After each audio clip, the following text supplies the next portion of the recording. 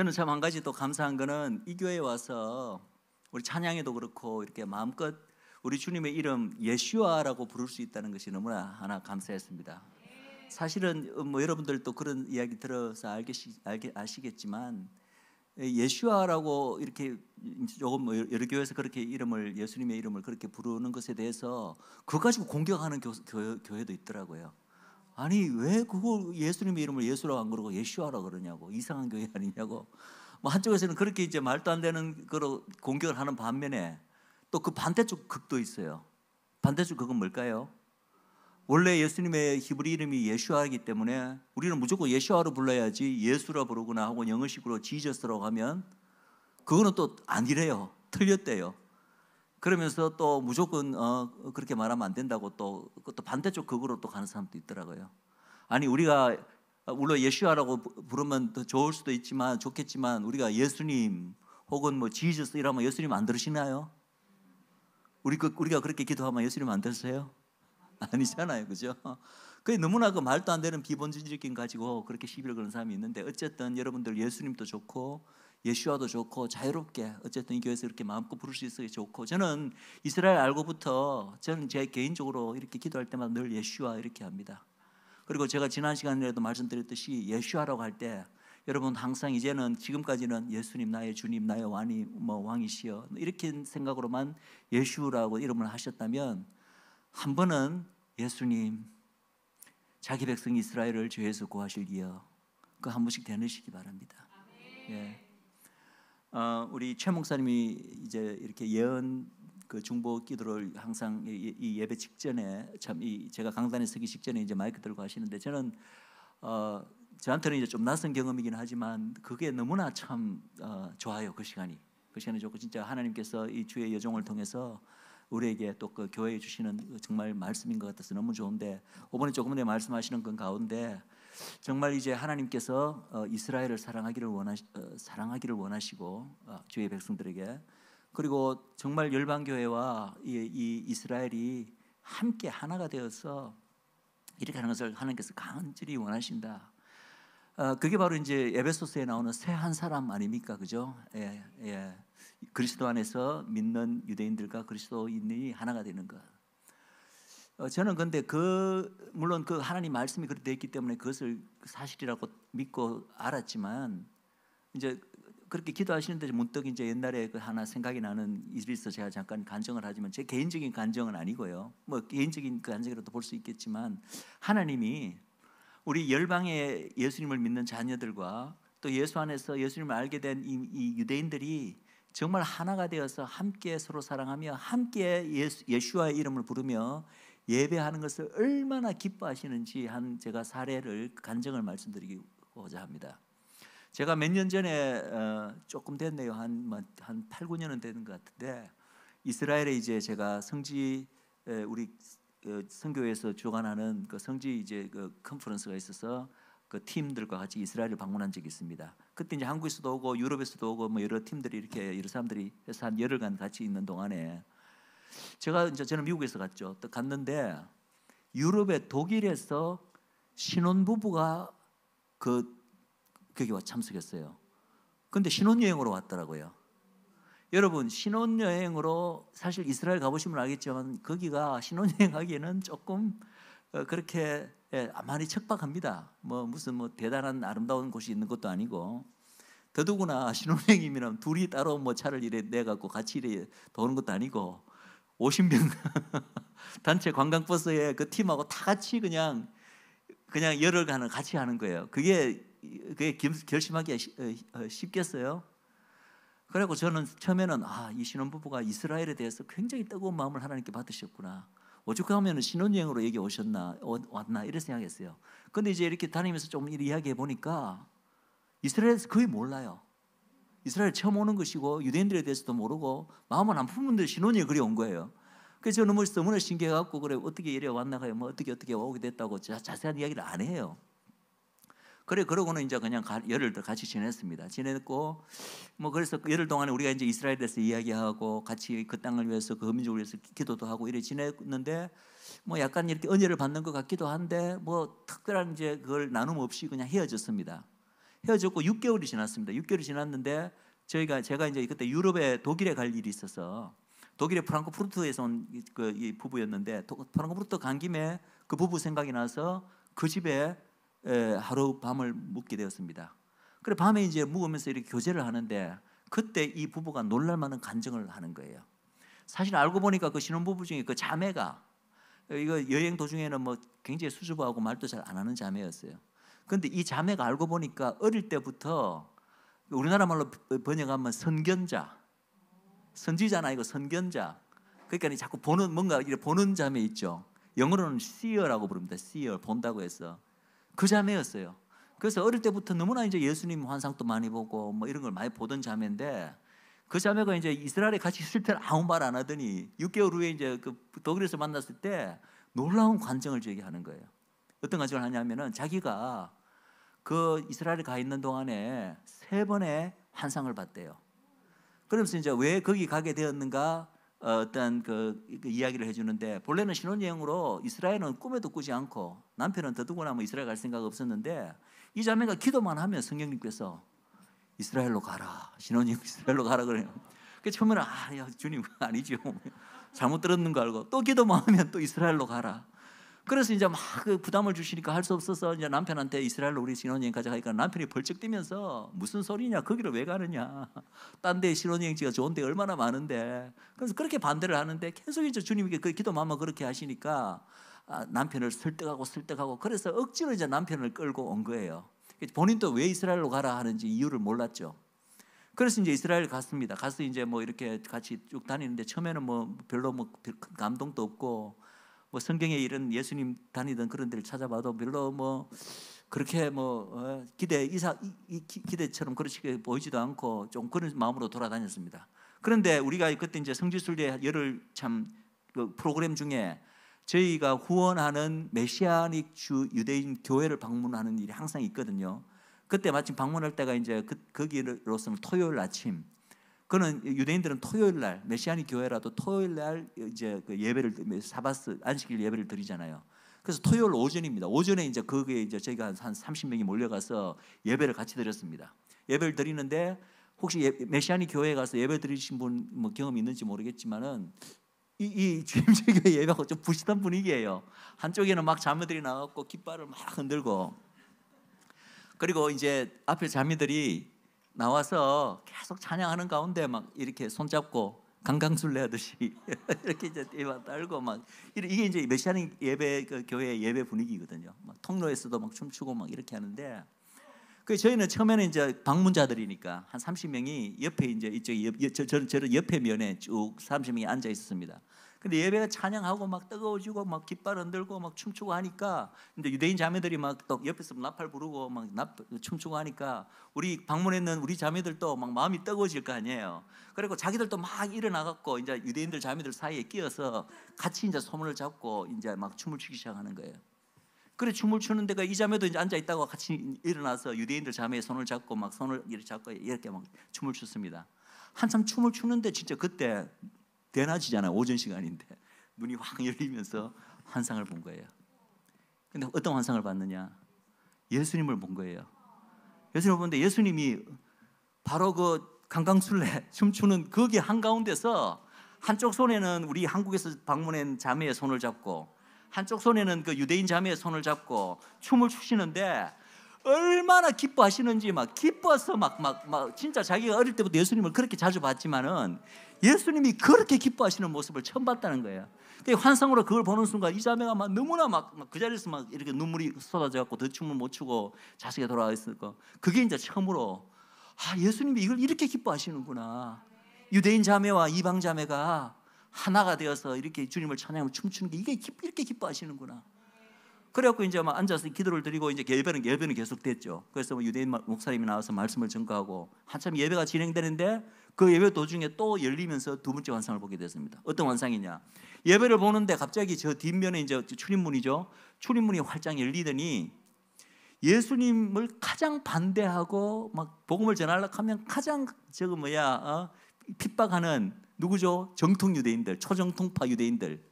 머리에 까만 모자 쓰고 온몸에 까만 그 유대인 복장을 하는 유대인들이 수십 명이 일렬로 그 문이 활짝 열리더니 앞으로 쫙 나오더래요. 나오더니 그 앞에 단상에 여기 토라 이제 있고 있거든요. 그 앞에 전부 다 유대인들이 오더니 그 자리에서 엎드려져 갖고 땅을 치면서 통곡하면서 울더라는 거죠.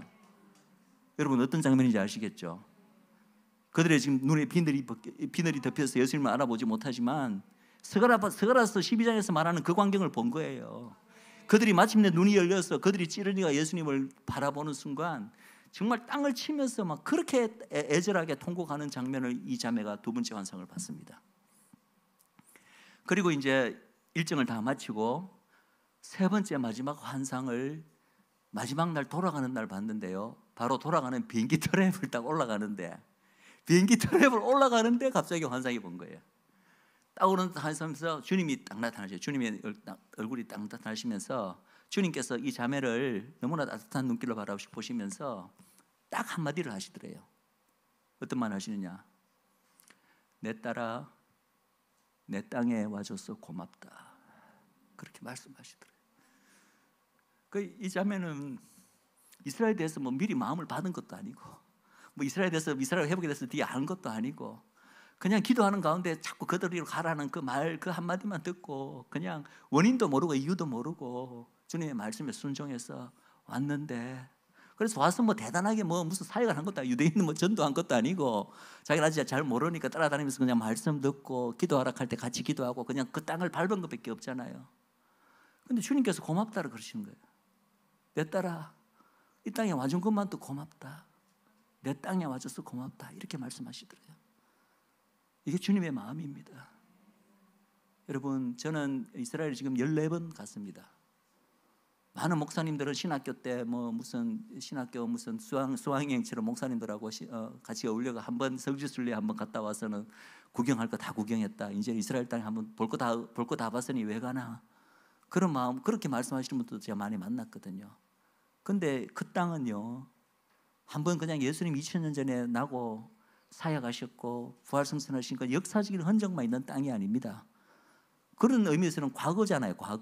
과거의 땅이 아니에요. 이스라엘 땅은 지금 또 하나님께서 내 눈동자라 부르시면서 주야로 세시세철 주의 눈과 마음이 항상 머무는 땅이 그 땅입니다. 그리고 그 땅의 그 나라와 그 민족을 하나님께서 지금 또 회복시키기 위해서 주님께서 지금 또 눈물로 하나님 아버지 보좌 옆에서 기도하고 있는 땅이 그 땅입니다. 저 과거의 땅만이 아니라 그 땅은 현재의 땅이기도 한 거예요. 그리고 중요한 것은 뭡니까? 예수님이 어디로 오십니까? 물론 온 천하 만민이 보도록 구름 타고 오시기도 하겠지만 성경은 분명히 다시 그 땅으로 오신다고 되어 있습니다. 다시 예루살렘 속으로 돌아오신다고 되어 있습니다. 그곳에 세워질 그 다윗의 보좌에서 이제 영영토록 이제는 천하 만국을 다스리고 이스라엘 12지파를 다스린다고 하고 있습니다. 즉 뭡니까? 그 땅은 다시 우리 주님께서 오실 미래의 땅이기도 한 거예요. 많은 목적은 그냥 과거에 예수님이 그 땅에 오셨으니까 내가 그 땅의 그 유적을 돌아보면서 우리 주님의 그 발자취를 쫓아서 나의 이 무뎌진 신앙심을 다시 한번 회복하리라. 그 목적으로만 갑니다. 그것도 굉장히 중요한 목적이고 굉장히 귀한 목적인데 그것만으로 그치는 게 아니라고요. 그것 같으면 그렇게 뭐 가고 또 가고 할 필요는 없잖아요. 그러나 그 땅은 지금 또 하나님께서 제일 중점적으로 역사하고 회복시키고 역사하시는 땅이고 가장 중요한 것은 우리의 신랑 되신 주님이 다시 오실 땅이라는 거예요. 그걸 알게 되면 그 땅에 한 번 가고 마는 게 아니에요. 저도 처음에는 뭐 그런 마음 없이 이제 처음에 그 땅을 밟았다가 이제는 기회만 있으면 지난 한 3년 동안 팬데믹 때문에 어쩔 수 없이 못 갔는데 기회만 있으면 그 땅을 가고 또 가고는 거예요. 이제는 뭐 뭘 구경할 것도 없어요. 제만큼 이제 다 봤기 때문에 그 땅을 가는 목적은 뭘 구경하기 위해서가 아닙니다. 그 땅을 밟고 기도하기 위해서 그 땅의 백성들을 올려드리며 주님 속히 이 백성의 눈을 뜨게 하여 주시옵소서. 이 백성이 다시 하나님의 백성으로 거룩한 백성으로 일어나서 빛을 발하게 하시고 하나님의 구속사에서 예비하신 그 모든 역할과 그 사명을 감당하게 하옵소서. 그것을 그 백성을 올려드리며 기도하기 위해서 그 땅을 밟으며 기도하기 위해서 가는 것입니다. 뭐 여러분들 여러 가지 사정상 아직 그 땅을 아직 못 밟으신 분도 계실 것이고 또 한 번씩 한두 번 갔다 오신 분도 계시겠지만 무슨 뭐 이슬람이 종교적 의미에서 성지순례 하듯이 뭐 메카를 반드시 일생에 한 번은 갔다 와야 된다 이런 차원에서 말씀드린 게 아니에요. 그 땅을 한 번씩 꼭 갔다 오시기 바랍니다. 최소한. 그리고 아마 하나님께서 마음을 주시면은 가고 똑똑하고 그런 마음을 부어주시리라 믿습니다. 여러 가지 이제 여건 형편이 안 되시는 분들이 계신 걸 알고 있는데, 제가 주위에 이런 그 땅에 대한 마음에서 하나님이 소원을 아시고 그냥 내 땅에 와준 것만도 고맙다고 하시잖아요. 그렇게 말씀하시는 분이 우리의 여건, 형편 그거 주관하셔서 그 땅에 가도록 못 하시겠어요? 우리가 마음의 소원을 품고 주님께 올려드리면, 그것이 뭐 경제적인 여러 가지 난관이든 여러 가지 어떠한 난관이든 주님께서 다 해결해 주십니다.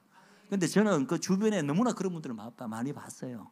예, 여러 가지 뭐 형편으로 아직까지는 갈 형편이 못 되고 뭐 직장에 매여 있고 온갖 형편으로 그랬는데, 그래도 마음의 소원을 품고 한 1년간 기도하니까 진짜 하나님께서 놀랍도록 열어주시고 공급해 주시더라고요. 예, 그 땅을 다 한번 밟으시는 여러분들 되길 바랍니다. 예. 그리고 이제 우리 한국 사람들이요, 이 한국과 이스라엘은 또 특별한 관계가 있는 것 같아요. 여러분, 예수와 여러분 각 나라마다 이 성경이 다 번역되어 있지만 예수님의 이름을 예수아라고 부를, 그러니까 우리나라 말로 예수님 예수잖아요. 그런데 히브리 말이 예수아잖아요. 굉장히 비슷하잖아요. 뿐만 아니라 이 히브리의 단어와 우리나라 성경, 개역 성경에 있는 단어가 고유명사가 굉장히 비슷합니다. 이렇게 번역된 어떠한 그 성경이 거의 없어요. 여러분, 이게 왜 이렇게 된지 아십니까? 예를 들어서 영어 성경이 먼저 있고 영어 성경에서 우리 한국말로 번역됐으면 예수님 이름이 어떻게 번역됐을까요? 뭐 지저스 뭐 이상한 그 비슷하게 되겠죠. 근데 예수라 되어 있잖아요. 그게 왜 그렇게 된지 아십니까? 우리나라에 최초로 성경이 한글로 번역될 때, 그때 번역의 중요한 가장 핵심적인 역할을 한 사람 중에 한 사람이 히브리 사람입니다. 유대인입니다. 유대인이 있었기 때문에 그 사람이 히브리식 그 발음을 우리나라 말로 가장 비슷하게 그 고유명사들을 옮기다 보니까 예수님 이름조차도 가장 예수와 가장 비슷하게 예수가 되고, 예? 야훼도 그렇잖아요. 영어식으로는 저호바가 야훼하고 가깝습니까? 한참 멀잖아요. 그래도 우리는 야훼 하나님, 이렇게 여호와, 제일 히브리 이름하고 비슷하잖아요.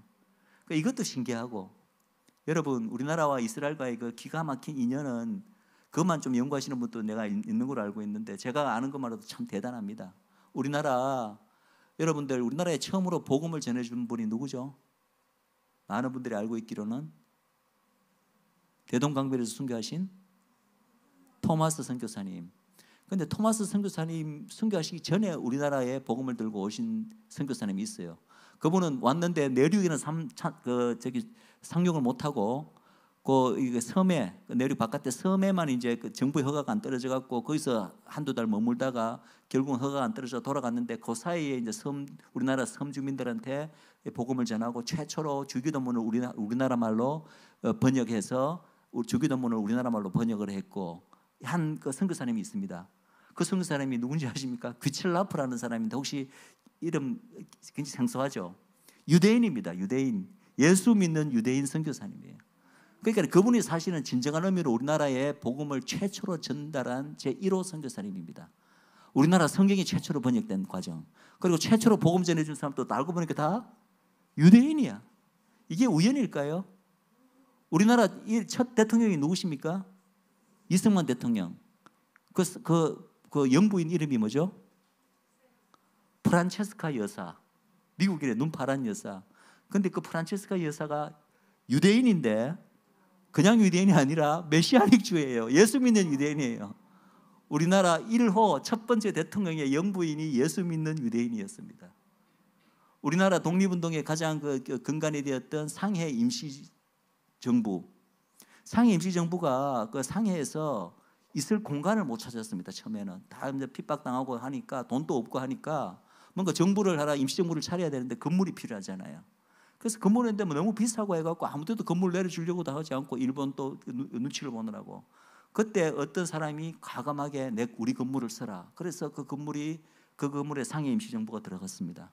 그 건물 주인이 누군지 아십니까? 유대인입니다. 우리나라와 이스라엘과의 관계가 이렇게 참 신비하게 연결되어 있습니다. 뭐 박정희 대통령 욕한 사람 많지만, 박정희 대통령 때 우리나라 경제를 살린 많은 그 중에 제일 중요한 운동이 하나 있었죠. 뭐죠? 새마을 운동. 여러분, 새마을 운동이 어디서 온지 아시죠?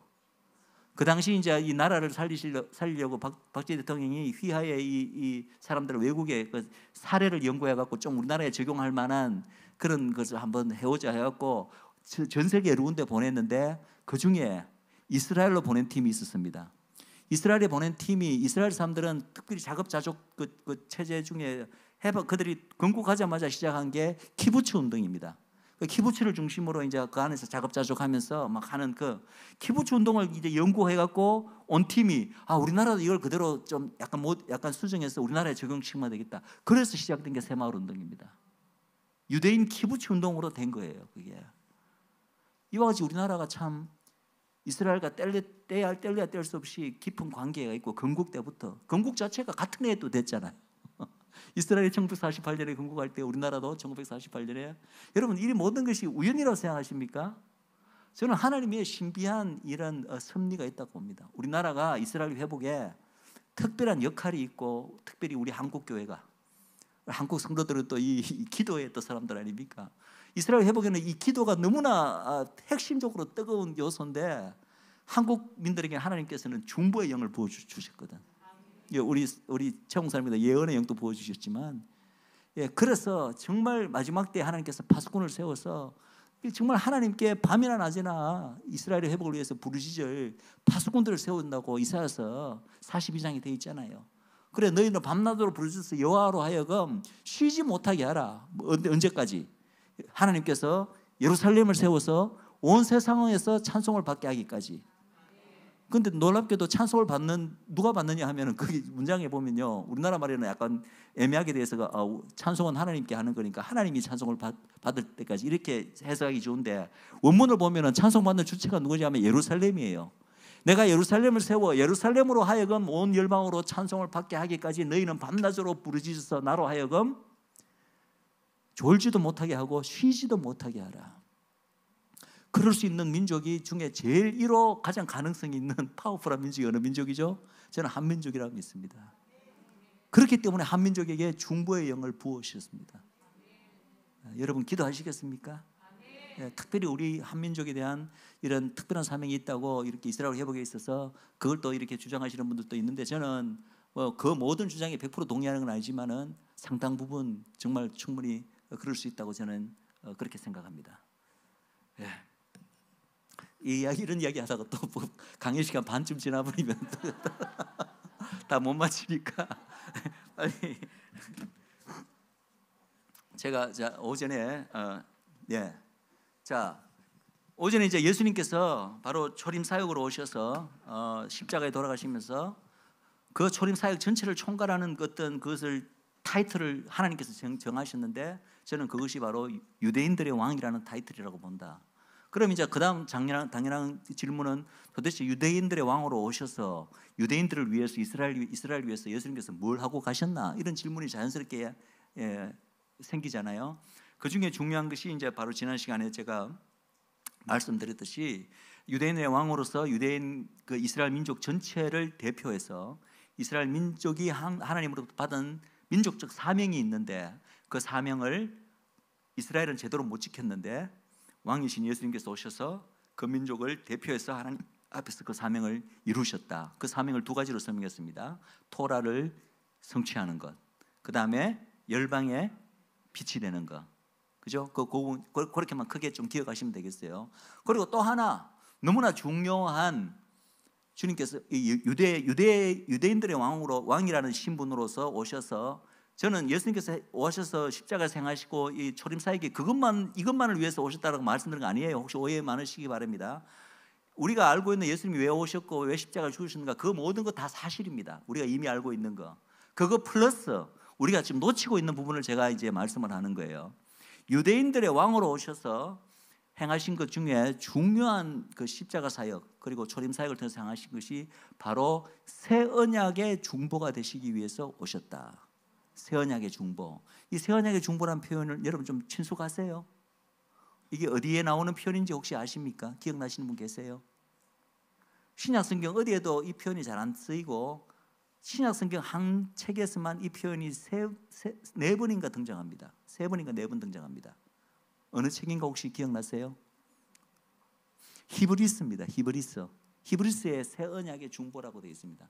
그래서 주님께서 이 땅에 오신 목적, 주요한 이유, 목적 중에 하나는 바로 새 언약의 중보가 되기 위해서 오셨다. 그리고 또 새 언약을 궁극적으로 성취하기 위해서 오셨다. 이래 되는데 그게 무슨 말이냐? 자, 새 언약의 중보와 성취가 뭐냐? 여러분, 새 언약이란 개념은 아시죠? 새 언약이 바로 신약에 와서 우리가 늘 흔히 부르는 명칭이 뭡니까? 새 언약이라는 표현 대신에 부르는 명칭이 복음입니다. 복음이 바로 새 언약입니다. 구약에는 장차 이 복음이 올 거라는 것을 새 언약이 주어질 것이다 라는 말로 미리 다 예언이 되었습니다. 근데 이 새 언약이 그 새 언약에 관한 그 구약의 그 예언의 말씀을 보면은 새 언약이 본래는 누구에게 주어지기로 약속되어 있나요? 이스라엘 민족에게 먼저 약속되었어요. 왜냐하면 그들이 첫 언약인 모세 언약을 깨었기 때문에, 그죠? 그런데 뭐 언약을 깨면은 본래는 언약을 깬 쪽에서 다 피를 흘리고 죽어야 되는 게 그게 언약이잖아요. 그런데 하나님께서는 그러려면 이스라엘이 다 멸망해야죠. 하나님께 심판을 받아서. 그런데 하나님께서 그렇게 하지 않으시고 내가 장래에 이 이스라엘에게 새 언약을 주겠다. 그래서 이 새 언약을 약속된 그 새 언약을 가지고 오신 분, 이스라엘 땅에 오신 분이 바로 예수님이세요. 그 이스라엘의 왕이시고 약속된 메시아가 그 이스라엘에게 약속된 새 언약을 가지고 오신 그 사건이 바로 예수님의 탄생 사건이에요. 크리스마스. 우리는 보통 크리스마스 하면은 온 인류의 구세주가 태어나셨다 이 생각만 하는데 그것도 맞죠. 그것도 맞는데 여기서 우리가 항상 놓치는 게 뭐냐면은 온 인류의 구세주가 태어나신 것도 맞지만 그러나 또 하나의 차원은 뭐냐면은 원래 이스라엘에게 주기로 약속되었던 새 언약을 가지고 오신 분이 바로 예수님이란 거예요.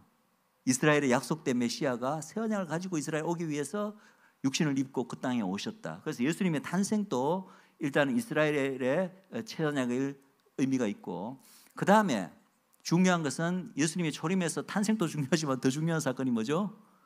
십자가 사역, 그죠? 십자가의 죽으심이죠. 십자가 죽음, 예수님께서 십자가에서 왜 죽으셨나 여러분들 물으면 여러분들 누구나 다 대답할 수 있어야 됩니다. 그리고 여러분들이 대답하는 그 모든 대답은 다 진리이고 참입니다. 그죠?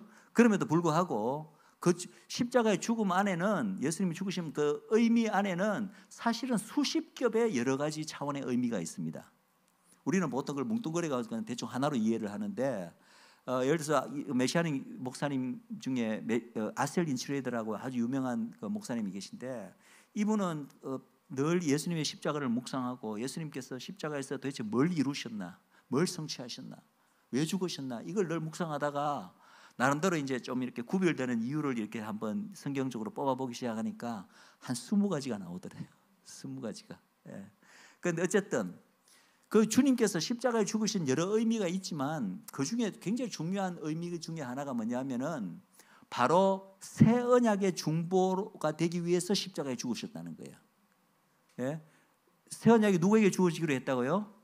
이스라엘에 주어지기로 했기 때문에 그 약속대로 새 언약을 가지고 오신 분이 예수님이잖아요. 그러면 가지고 오시기로 했기 때문에 새 언약을 그냥 주면 되는데, 이 새 언약의 중보라고 우리가 말로 번역을 됐는데, 이 번역을 딱 들으면 여러분 어떤 느낌이 듭니까? 중보가 뭐 하는 거지? 영어로는 미디에이터를 이렇게 번역해 놨더라고요. 미디에이터라는 것은 우리나라 말로 그대로 직역하면 매개라는 뜻입니다. 매개 혹은 미디에이터라는 이 편에는 이런 번역보다는 저는 우리나라 말 중보라는 번역이 조금 더 합당한 번역인 것 같습니다. 왜냐하면 그냥 미디에이터가 같으면 마치 물건을 누구에게 받아와서 중간에서 딴 사람에게 중간에 넘겨주는, 전달하는 역할 정도의 의미밖에 없잖아요. 그런데 중보라는 의미는 그 정도 의미가 안 내려요. 여러분들 중보기도 하시는 분들 많지만 중보가 어떤 의미입니까? 중보기도의 의미가 뭐죠? 그냥 남을 위해서 내가 기도한다 이런 의미가 아니에요. 중보는요, 물론 남을 위하는 게 맞는데 남을 위해서 그 빈자리를 내가 메꾸는 거예요. 막아서는 거예요. 그래서 그 사람이 가지고 있는 아픔과 고통까지도 내가 감당하는 겁니다. 그게 중보입니다. 마치 뚝에 구멍이 뚫려갖고 이제 막 뚝이 무너져가 막 밑에 막 터져나가면 다 죽을 판국인데, 중보자는 어떤 느낌이냐면 그 자리를 자기가 막아서는 거예요. 뚫린 구멍에 자기가 손을 넣고 그 뚫린 구멍을 대신 막아서는 자의 기능이 그게 중보자입니다. 무슨 말인지 알죠? 그게 중보예요. 그래서 중보자는 항상 어떤 마음을 있어야 하면은 자기가 중보하는 대상이 치러야 될 대가를 자기가 대신 그 대가를 치를 수 있는 마음 자세가 갖춘 자들이 참다운 중보자입니다. 그래서 여러분들 중보하고 기도 깊이 하시는 분들 가운데 중보하는 대상의 그 아픔과 고통이 막 그대로 전해져 갖고 막 바닥을 떼굴떼굴 구르면서 막 기도하시고 다시는 중보 안 해야지 막 이렇게 하시는 분도 있고 그런 얘기를 들어보셨잖아요. 중보자가 원래 그런 역할이에요. 그런데 예수님께서 이스라엘에 약속된 새 언약의 중보가 되셨대요. 그 말은 무슨 말이냐면은 이스라엘이 비록 새 언약을 받기로 약속은 되었는데 그냥은 못 받는다는 거예요. 새 언약을 이스라엘이 받기 하기 위해서는 중간에 누구가 이런 중보의 역할을 감당할 자가 필요하다는 거예요. 왜 그런가를 우리가 한번 보겠습니다. 그래서 어쨌든 제가 말하는 것은 그 중보의 역할을 감당한 그 행동이 뭐냐 하면은 바로 십자가에서 죽으셨다는 거예요. 예수님의 십자가에 죽으신 이유가 목적이 여러 갈래가 있고 여러 차원의 의미가 있는데 그 중에 한 차원의 의미는 바로 이스라엘에게 새 언약, 약속된 새 언약을 이스라엘에 받게 하기 위해서 그 중보적 역할을 감당하기 위해서 죽으신 것이 예수님이 십자가에서 죽으신 유대인의 왕으로서 그 유대 민족, 이스라엘 민족을 위해서 행하신 일 중에 하나다. 그래서 십자가의 죽음이 그렇고 사실은 부활도 이거와 좀 관계가 있습니다. 이스라엘 민족과 관련된 부분이 있어요. 그것도 제가 좀 이따가 로마서 말씀 가지고 함께 나누겠습니다. 그리고 중요한 것은 여기까지는 초림이죠. 예수님의 탄생도 그렇고 십자가의 죽으심도 초림이죠. 그러면 재림으로 오실 예수님 왜 오시는가? 우리는 간단하게 쉽게 생각해서 주님 오시면 우리를 천국으로 데려가시고 이 땅에 영원한 천국을 이루시고 이렇게 이제 그냥 뭉뚱그리가 크게 생각하는데 사실은 주님이 오시면은 행하시는 일 가운데 아까 제가 두 갈래 사역을 이야기했죠. 오전 시간에. 마찬가지로 재림하셔서 주님께서 행하실 일도 크게 두 가지로 나눌 수가 있어요. 하나는 이스라엘을 향한 어떤 사역이 있고 하나는 나머지 온 열방을 향한 사역이 있습니다. 그런데 그중에 이스라엘을 향해서 주님이 오셔서 행할 결정적인 사역이 우리가 늘 이야기하는 이스라엘의 회복이에요. 그때 이제 이스라엘이 예수님에 대해서 막 영적 대각성, 눈이 열리게 되고 그들의 민족적인 죄를 회개하게 되고 하나님이 한꺼번에 그들의 죄를 용서해 주는 민족적 죄사함이 열리게 되고 그리하여 마침내 온 이스라엘이 구원을 얻는 사건이 있습니다. 그런데 놀랍게도요, 온 이스라엘이 구원을 얻는다. 그 말이 어디 나오죠? 로마서 11장에 사도 바울이 이제 26절에서 선포하는 말이잖아요. 근데 그 온 이스라엘이 구원을 얻는 그 사건을 언약이라는 이 언어로 표현하면은 그게 바로 새 언약이 성취되는 거예요. 새 언약 뭐죠? 복음이잖아요. 복음이 물론 예수님 초림으로 왔을 때도 일부 소수의 유대인들이 예수님을 믿었습니다. 그들에게는 이미 복음이 그때 이미 성취가 된 거죠. 그러나 제가 말하는 것은 그런 소수의 유대인들이 아니라 온 이스라엘이 구원을 받는 사건, 한 민족 전체가 이 새 언약 안으로 복음 안으로 들어오는 사건은 초림이 아니라 예수님의 재림 때 일어난다는 거예요. 그래서 마침내 새 언약이 이미 교회에게는 성취가 되었습니다. 언제? 오순절 성령 강림으로 성령이 내리고 교회가 탄생함으로 새 언약이 2000년 전에 벌써 교회에게는 성취되기 시작했습니다. 지금까지도 계속해서 한 사람 한 사람이 그 예수님을 믿고 영접하는 순간 그 개인에게는 새 언약이 성취되고 있는 거예요. 그러나 원래 새 언약이 주어지기로 약속되었던 이스라엘 민족에게는 그 민족적 그 차원에서는 새 언약이 아직 성취가 안 된 거예요. 그럼 그 성취가 언제 일어나냐? 예수님 초림 때가 아니고 예수님 재림 때에 일어나는 거예요. 그리하여 온 이스라엘이 구원을 얻으리라. 온 이스라엘이 구원을 얻는 사건이 바로 이스라엘 민족 전체가 구약 때부터 약속되었던 새 언약이 안으로 들어오는 사건이 바로 이스라엘의 회복 혹은 이스라엘의 구원 사건입니다. 그런데 이스라엘의 새 언약의 성취는 그때가 일어나지만 이스라엘이 그 새 언약의 성취가 되기 위해서 어떤 중보적 행위가 필요한데 그 중보적 행위는 언제 이미 치러졌느냐 하면은 예수님 초림 때 벌써 주님께서 십자가에서 그 중보적 행위를 치르고 가셨다는 거예요. 무슨 말인지 알겠어요? 이걸 구분해야 됩니다. 이스라엘 민족에게 새 언약이 약속되었죠. 약속되었다고 바로 그게 다 성취가 일어나는 게 아니라 이스라엘 민족에게 새 언약을 이스라엘 민족에게 받게 하기 위해서는 누가 중간에 중보적 행위가 필요한데, 그 중보적 행위는 예수 그리스도의 초림 때 십자가에서 이미 이루어졌다는 거예요. 그러면 이제 이루어졌기 때문에 이제 이 새 언약이 성취가 돼야 되잖아요. 그런데 성취가 되기까지 시간이 좀 걸린다는 거죠. 하나님의 섭리 안에, 그 안에 이방이 먼저 복음을 받고, 이방 열방교회가 먼저 새 언약 안에 들어오고, 정작 새 언약이 약속된 주인이었던 이스라엘은 마지막 순간에 이방인의 충만한 수가 다 차고 났어야 비로소 그 민족에게 새 언약의 성취가 이루어지는 거죠. 그러나 그 새 언약의 성취가 이루어질 그 법적 기반은 사실은 초림 때 예수님의 십자가 사역으로 말미암아 이미 이루어졌다는 것이에요.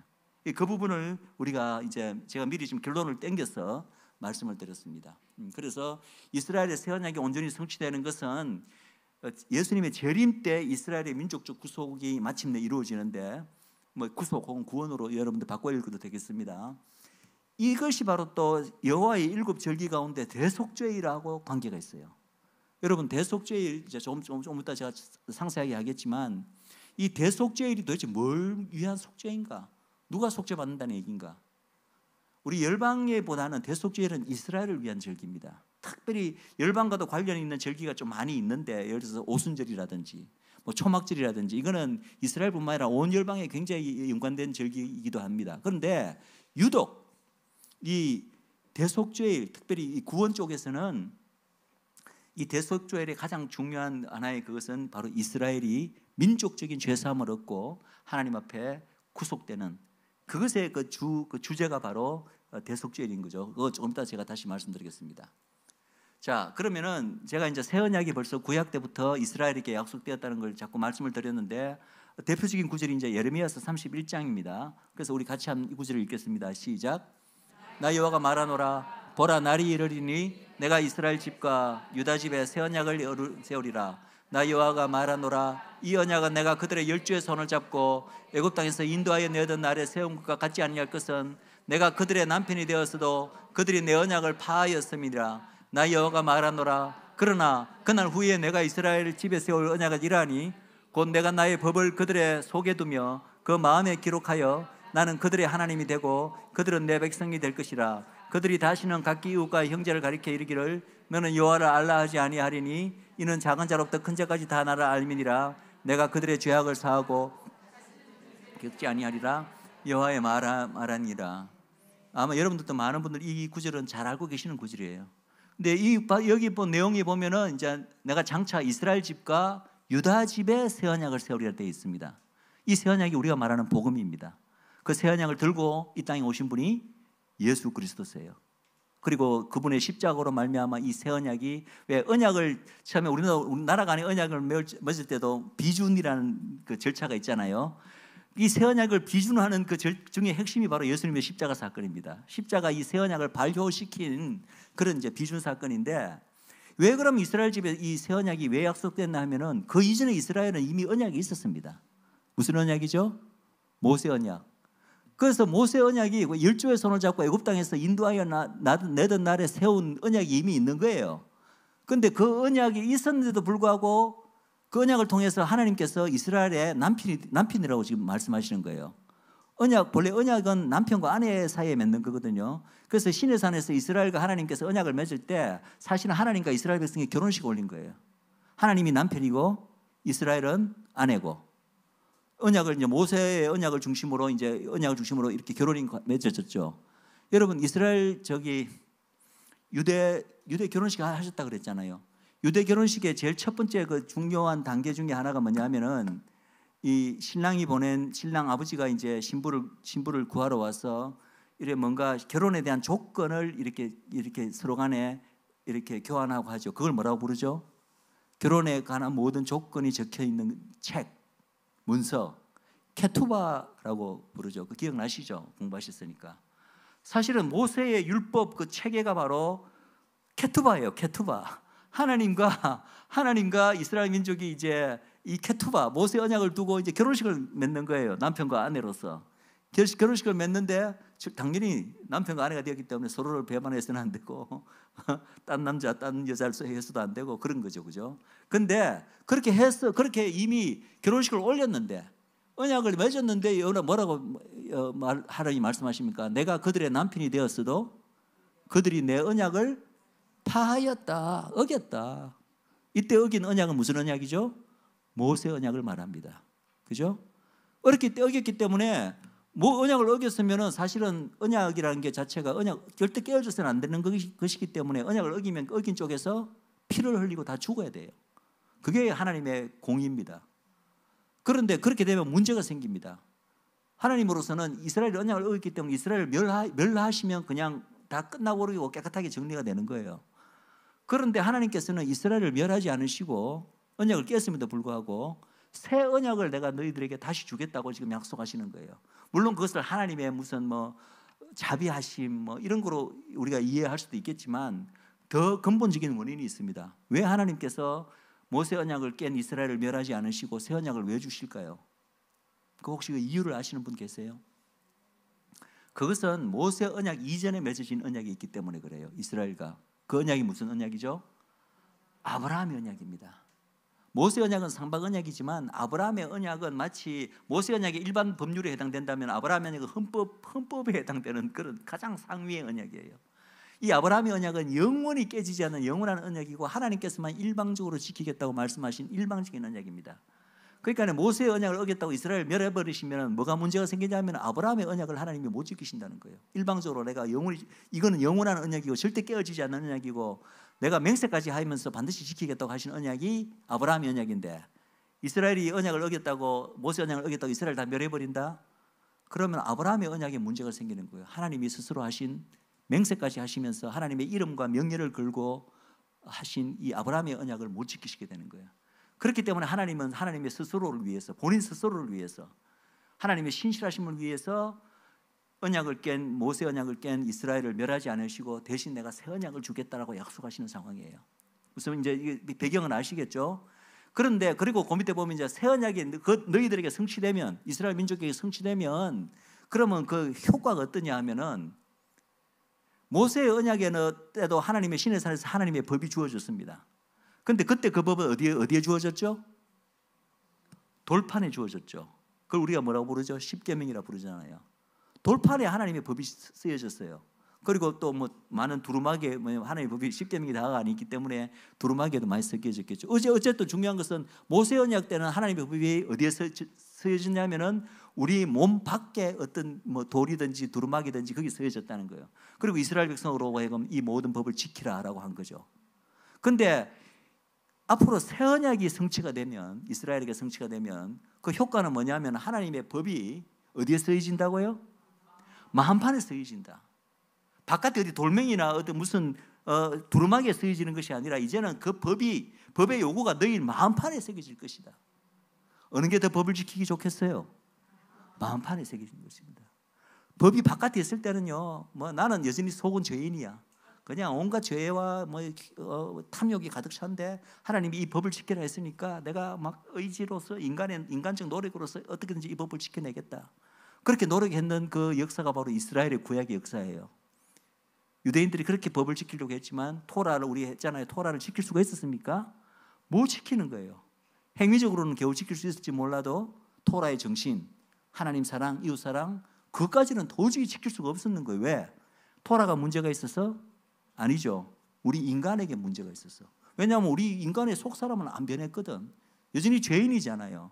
죄 문제가 해결되지 않고 하나님의 거룩한 법의 요구를 어떻게 다 지킵니까?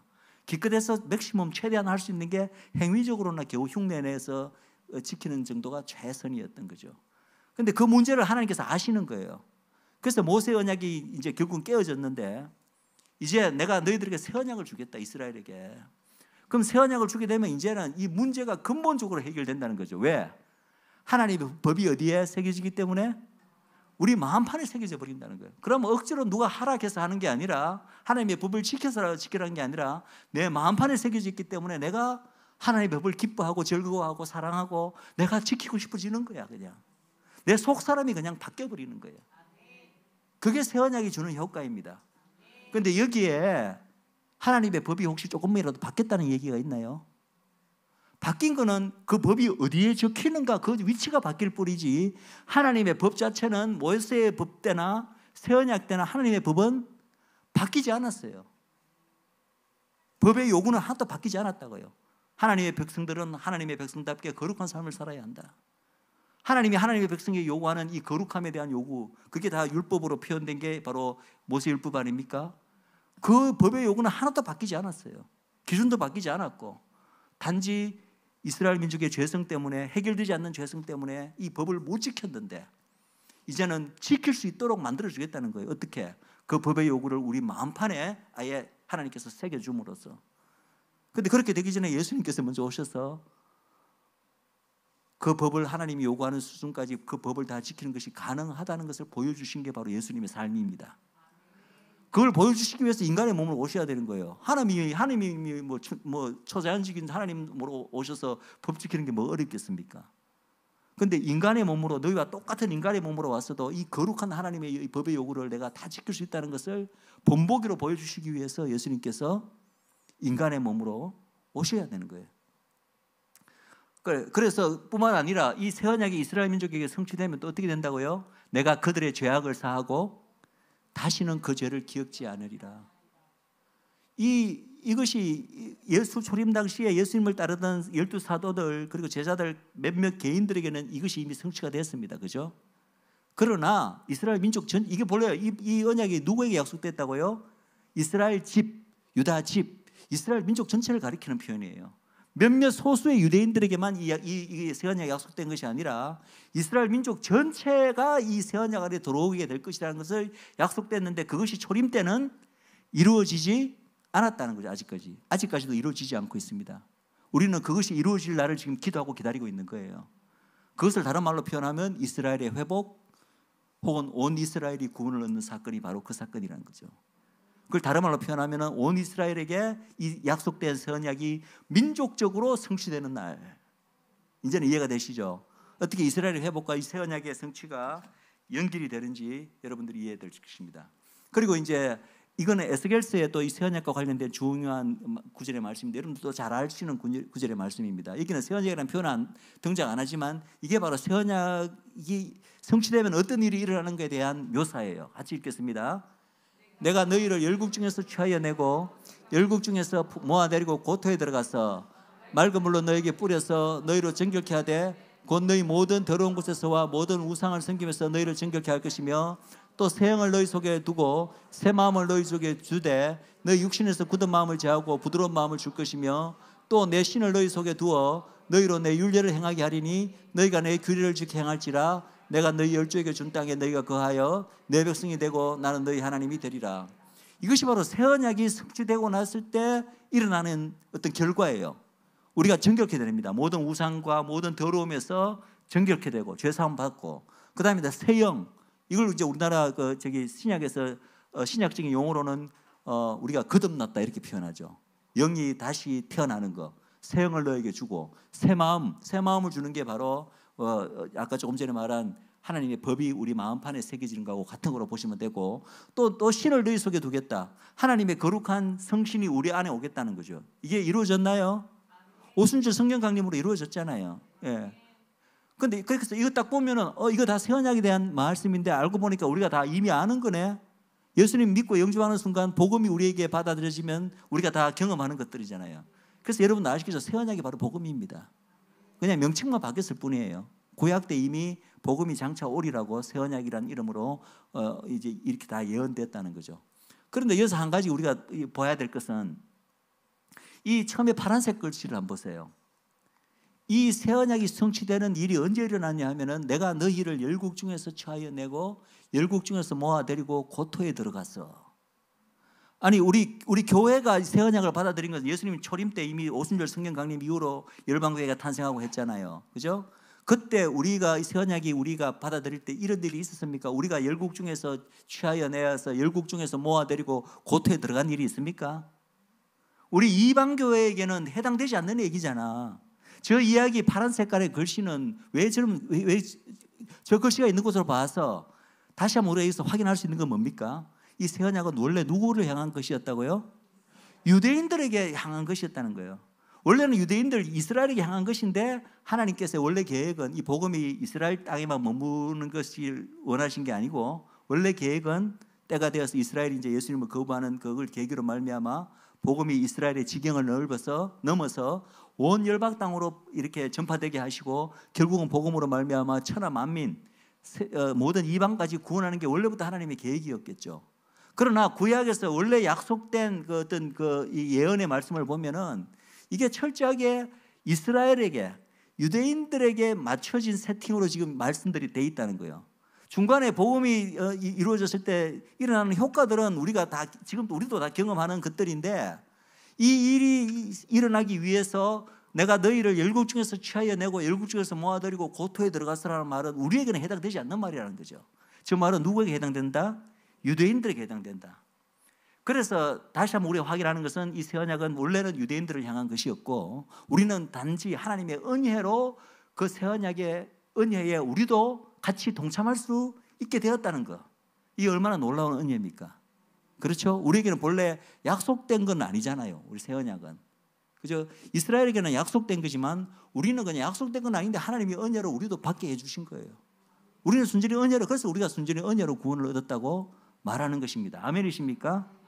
그런데 어쨌든 유대인들, 이스라엘 사람들에게 봐서는 이 구절을 보면 또 우리가 뭘 알 수 있냐면은 이 사람들에게 그러면 민족적으로 새 언약이 언제 성취되는가 그 정보가 여기 나와 있는 거예요. 언제 성취된다고 나와 있나요? 구절에 보니까 열국 중에서 취하여 내어 열국 중에서 모아들이고 고토에 들어간 후에 맑은 물로 뿌려서 이렇게 쭉 나오잖아요. 그러니까 이스라엘 민족에게 이 새 언약이 성취될 때를 이미 성경은 미리 말하고 있는 거예요. 그때가 언제입니까? 초림 때입니까? 초림 때 유대인들이 언제 열국 중에서 취해져서 열국 중에서 모아서 고토로 들어간 적이 있습니까? 초림 때는 그런 일이 없잖아요. 그냥 오순절 때 그냥 인근에 살던 유대인들이 잠시 그냥 절기를 지키기 위해서 방문한 적은 있었지만 저서 말하는 것은 그런 잠시 동안의 방문을 말하는 게 아니거든요. 아예 그냥 열국 중에서 살다가 완전히 고토 귀환을 하는 걸 말하는 거예요. 그 고토 귀환은 초림 때는 이루어지지 않았다는 거죠. 그럼 언제를 말하겠어요? 저 구절이 맞는 때는 지금 이때죠. 전 세계 열국으로부터 지금 유대인들이 고토 귀환하고 있잖아요. 그러니까 이 말씀에 비추어 보면은 이스라엘 민족 전체에 약속된 새 언약이 성취될 때가 언제라고요? 바로 지금이 그 순간에 지금 가까워지고 있는 거예요. 예수님의 초림이 아니라 예수님의 재림 때 되었어야 마침내 그 일이 일어난다는 거예요. 그래서 이스라엘 민족이 전체가 다 새 언약 안에 들어오게 되면은 그러면 어떻게 되느냐? 이스라엘은 열조에게 준 땅에 영원히 거할 뿐만 아니라 너희가 내 백성이 되고 나는 너희 하나님이 되리라. 이 하나님이 이스라엘의 하나님이시라고 스스로를 밝히셨는데 이 목표, 내가 너희의 하나님이 되고 너희는 내 백성이 되리라는 목표는 아브라함의 언약 때부터 모세 언약 때부터 하나님께서 계속해서 그 목표를 이미 말씀하신 목표예요. 그런데 그 진정한 그 말씀은 그렇게 하셨지만 그 목표가 제대로 성취가 됐냐는 거죠. 모세 언약으로는 그 목표가 이루어지지 않았습니다. 왜? 이스라엘 민족은 진정한 모세 언약을 깼잖아요. 이스라엘 백성이. 그렇기 때문에 이스라엘 백성은 하나님이 비록 그런 목적으로 하나님의 백성 삼으셨지만 정말 그 이스라엘 백성이 하나님의 백성이 되고 하나님은 그들의 하나님이 되는 그 목표가 온전히 성취는 안 된 거죠. 그때는. 그런데 그것이 궁극적으로 언제 이루어진다고 말하고 있나 이 구절에 보니까 새 언약이 성취가 되면 이스라엘 민족 전체에게 새 언약이 성취되면 마침내 이스라엘은 진정한 하나님의 백성이 되고 하나님 역시도 진정한 그들의 하나님이 되리라고 지금 말하고 있는 거예요. 우리는 지금 그날을 기다리고 있습니다. 우리 열방은 그 가운데 벌써부터 이미 하나님의 백성으로 편입해 들어와 있습니다. 교회를 통해서. 그죠? 그러나 이스라엘 민족은 아직까지 not yet, 아직까지 아니라는 거죠. 자, 그렇다면 이 새 언약의 중보가 왜 필요한가를 한번 살펴보도록 하겠습니다. 이제 이거는 여러분들 한번 한 구절 한 구절 한번 생각해 보시기 바랍니다. 일단은 새 언약의 중보에 대한 히브리서 그 말씀이 이렇게 되어 있습니다. 같이 읽어볼까요? 8장 6절에 그러나 이제 그가 더 아름다운 직분을 얻으셨으니 이는 더 좋은 약속으로 세우신 더 좋은 언약의 중보시라. 이 더 좋은 언약이 뭡니까? 그게 새 언약입니다. 모세 언약보다는 첫 언약인 모세 언약보다는 약속된 새 언약이 훨씬 더 좋은 언약이라는 거죠. 왜 좋죠? 하나님의 법이 우리 마음판에 새겨져 갖고 막 억지로 지키려고 하지 않아도 저절로 하나님의 법을 사랑하고 즐거워하고 지킬 수 있게 되니까. 그게 그러니까 더 좋은 언약이죠. 그런데 그 좋은 언약의 중보가 된다는 거예요. 예수님이 또 9장 15절에 자, 이게 사실은 제일 중요한 구절이 9장 15절입니다. 여러분 천천히 한번 읽어보세요. 같이 읽겠습니다. 시작. 이를 인하여 그는 새 언약의 중보니 이는 첫 언약 때의 범한 죄를 속하려고 죽으사 부르심을 입은 자로 하여금 영원한 기업의 약속을 얻게 하려 하심이니라. 자, 이 구절 안에 너무나 중요한 어떤 정보가 담겨 있습니다. 예수님께서 왜 새 언약의 중보라고 스스로를 말씀하시는지, 그리고 도대체 중보가 왜 필요한 건지, 중보 행위가 도대체 왜 필요한 것인지 그 이유를 말하고 있어요. 아니, 새 언약이 약속되었으면 그냥 새 언약을 주시면 그만이잖아. 그런데 주기 전에 그 새 언약을 받게 하기 위해서 왜 중보가 필요하냐는 거죠. 그 이유가 뭐라고 되어 있냐면은 첫 언약 때의 범한 죄를 속하기 위해서 죽는 중보 행위가 필요하다는 거예요. 첫 언약 때의 범한 죄를 속하려고 죽는 중보 행위가 필요한데, 그래서 부르심을 입은 자로 하여금 영원한 기업의 약속을 얻게 하려 합니다. 자, 그렇다면 여기서 말하는 첫 언약 때의 범한 죄, 이 구절에 해당되는 사람들이 우리 이방 크리스찬들인가요? 잘 생각해 보세요. 우리 이방 크리스찬들에게 이 구절이 적용됩니까? 적용 안 돼요. 왜? 우리는 하나님과 첫 언약 맺은 적이 없어요. 예수님 이전에는 우리는 언약 밖에 있는 존재입니다. 에베소서 2장에서 분명히 선포하고 있습니다. 하나님도 없고 하나님이 약속에 없고 소망도 없고 언약 밖에 있는 존재라고 우리를 그렇게 정의하고 있습니다. 이스라엘은 벌써부터 구약 때부터 하나님 첫 언약, 모세를 통해서 어쨌든 하나님과 언약 관계에 있던 민족인데, 우리 이방은 하나님하고는 아무 상관없는, 그러니까 우리는 하나님과 첫 언약을 맺은 적도 없고 맺은 적이 없기 때문에 그 첫 언약을 범할 수도 없는 거예요. 그런데 예수님이 새 언약의 중보가 되신 이유는 그 첫 언약 때의 범한 죄를 속하려고 죽으셨다는 거예요. 이때 죽으면 바로 십자가에 죽으심을 말하는 거죠. 그럼 이 첫 언약을 맺은 자는 맺고 이 첫 언약을 범한 자들은 누구를 말하는 거예요? 이스라엘 유대인들을 말하는 거예요. 이 구절은 우리 열방 크리스천들에게는 적용 안 되는 구절입니다. 이 구절은 유대인들을 위한 구절이에요. 그래서 보세요. 우리는 그냥 새 언약을 아무 그거 없이 그냥 언약으로 우리에게 그냥 바로, 우리에게는 첫 언약이기도 하고 그게 새 언약이, 우리는 그냥 언약으로 새 언약을 받습니다. 그죠? 그런데 이스라엘은 이 사정이 다르다는 거예요. 이스라엘은 예수님 이전에 이미 하나님과 언약 관계에 있었어요. 모세를 통해서. 그런데 문제는 뭐냐면 그 첫 언약을 깼다는 거죠. 깼는데 하나님이 아브라함 언약을 지키기 위해서 이스라엘을 멸하지 않으시고 새 언약을 약속하셨어요. 그런데 문제는 뭐냐면 새 언약을 약속하셨기 때문에 그럼 그냥 주시면 그만이잖아 이렇게 생각할지 모르지만 그게 그렇지 않다는 거예요. 왜? 하나님은 사랑의 하나님이고 자비의 하나님이시지만 또 하나님은 어떠신 분이에요? 공의의 하나님. 반드시 죄가 있으면 죄의 값을 반드시 물으셔야 되고 치러야 된다는 거예요. 그러니까 첫 언약의 언약이라고 하는 절대 깨어져서는 안 되는데 이 모세 언약이 깨어졌다는 거예요. 이스라엘 민족에 의해서. 그럼 이스라엘 민족이 이제 새로 새 언약으로 하나님과 다시 언약 관계에 들어가기 위해서는 누군가는 이 첫 언약을 깬 그 죄의 대가를 치러야 되는 거예요. 그런데 첫 언약을 깬 자는 누굽니까? 이스라엘이잖아요. 그럼 이스라엘로 그 죄의 대가를 치르게 하면 어떻게 되죠? 이스라엘이 멸해져야 되거든. 그러면 이스라엘이 말이 멸해지고 없으면 새 언약을 받을 수도 없고 어차피 이 아브라함의 언약도 하나님께서 이루어낼 수가 없는 거예요. 그러니까 큰 딜레마잖아요. 하나님으로부터는 큰 딜레마는 거예요. 그때 하나님의 방법이 뭐냐 하면은 하나님의 자비와 사랑도 하나님께서 그것을 세우시고 그리고 하나님의 공의까지도 만족하실 수 있는 참 기가 막힌 방법을 하나님께서 발견하셨다는 거죠. 그게 뭐냐?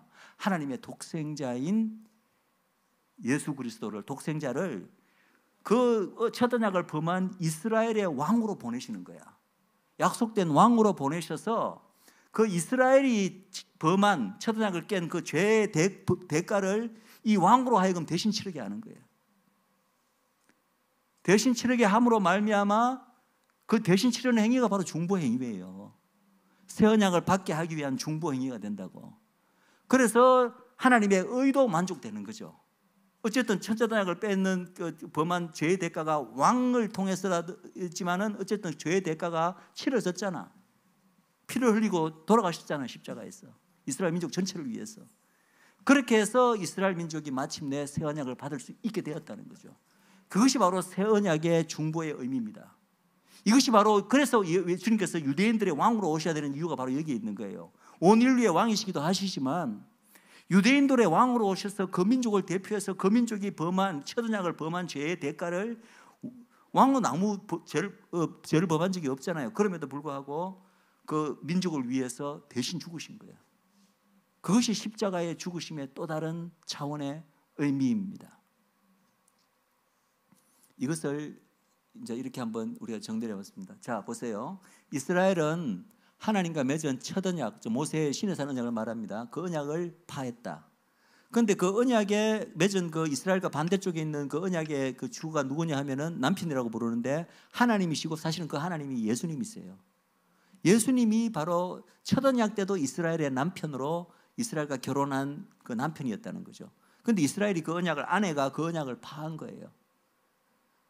그런데 이스라엘 민족에게 이제 결국 아브라함의 언약 때문에 새 언약이 주어지기로 약속이 되었습니다. 그런데 문제는 뭐냐면 이스라엘은 하나님의 이 공의가 있기 때문에 첫 언약을 범한 죄가를 치르지 않고는 그냥은 이 새 언약을 받을 수 없다는 거예요. 문제는. 그래서 하나님께서 하신 방법이 뭐냐 하면은, 예수님은 첫 언약을 파한 그 당사자는 이스라엘인데 그 이스라엘의 왕으로 오셔서 이스라엘을 대표해서 십자가의 죽으심으로 그 이스라엘이 파기한 언약 파기의 대가를 대신 치르셨다. 그 민족을 위해서. 그것이 십자가의 예수님의 죽음의 여러 차원의 의미 중에 굉장히 중요한 차원의 의미입니다. 그런데 재밌게도 보세요. 이게 신비한 측면인데,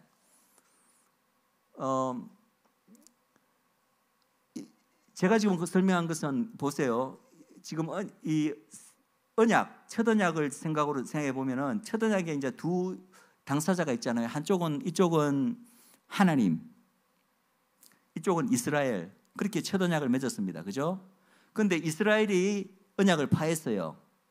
그러면은 이 예수님, 하나님은 사실은 남편이고 여기 아내인데, 아내가 언약을 파했는데 남편은 언약 파하는데 아무런 잘못한 게 없잖아요.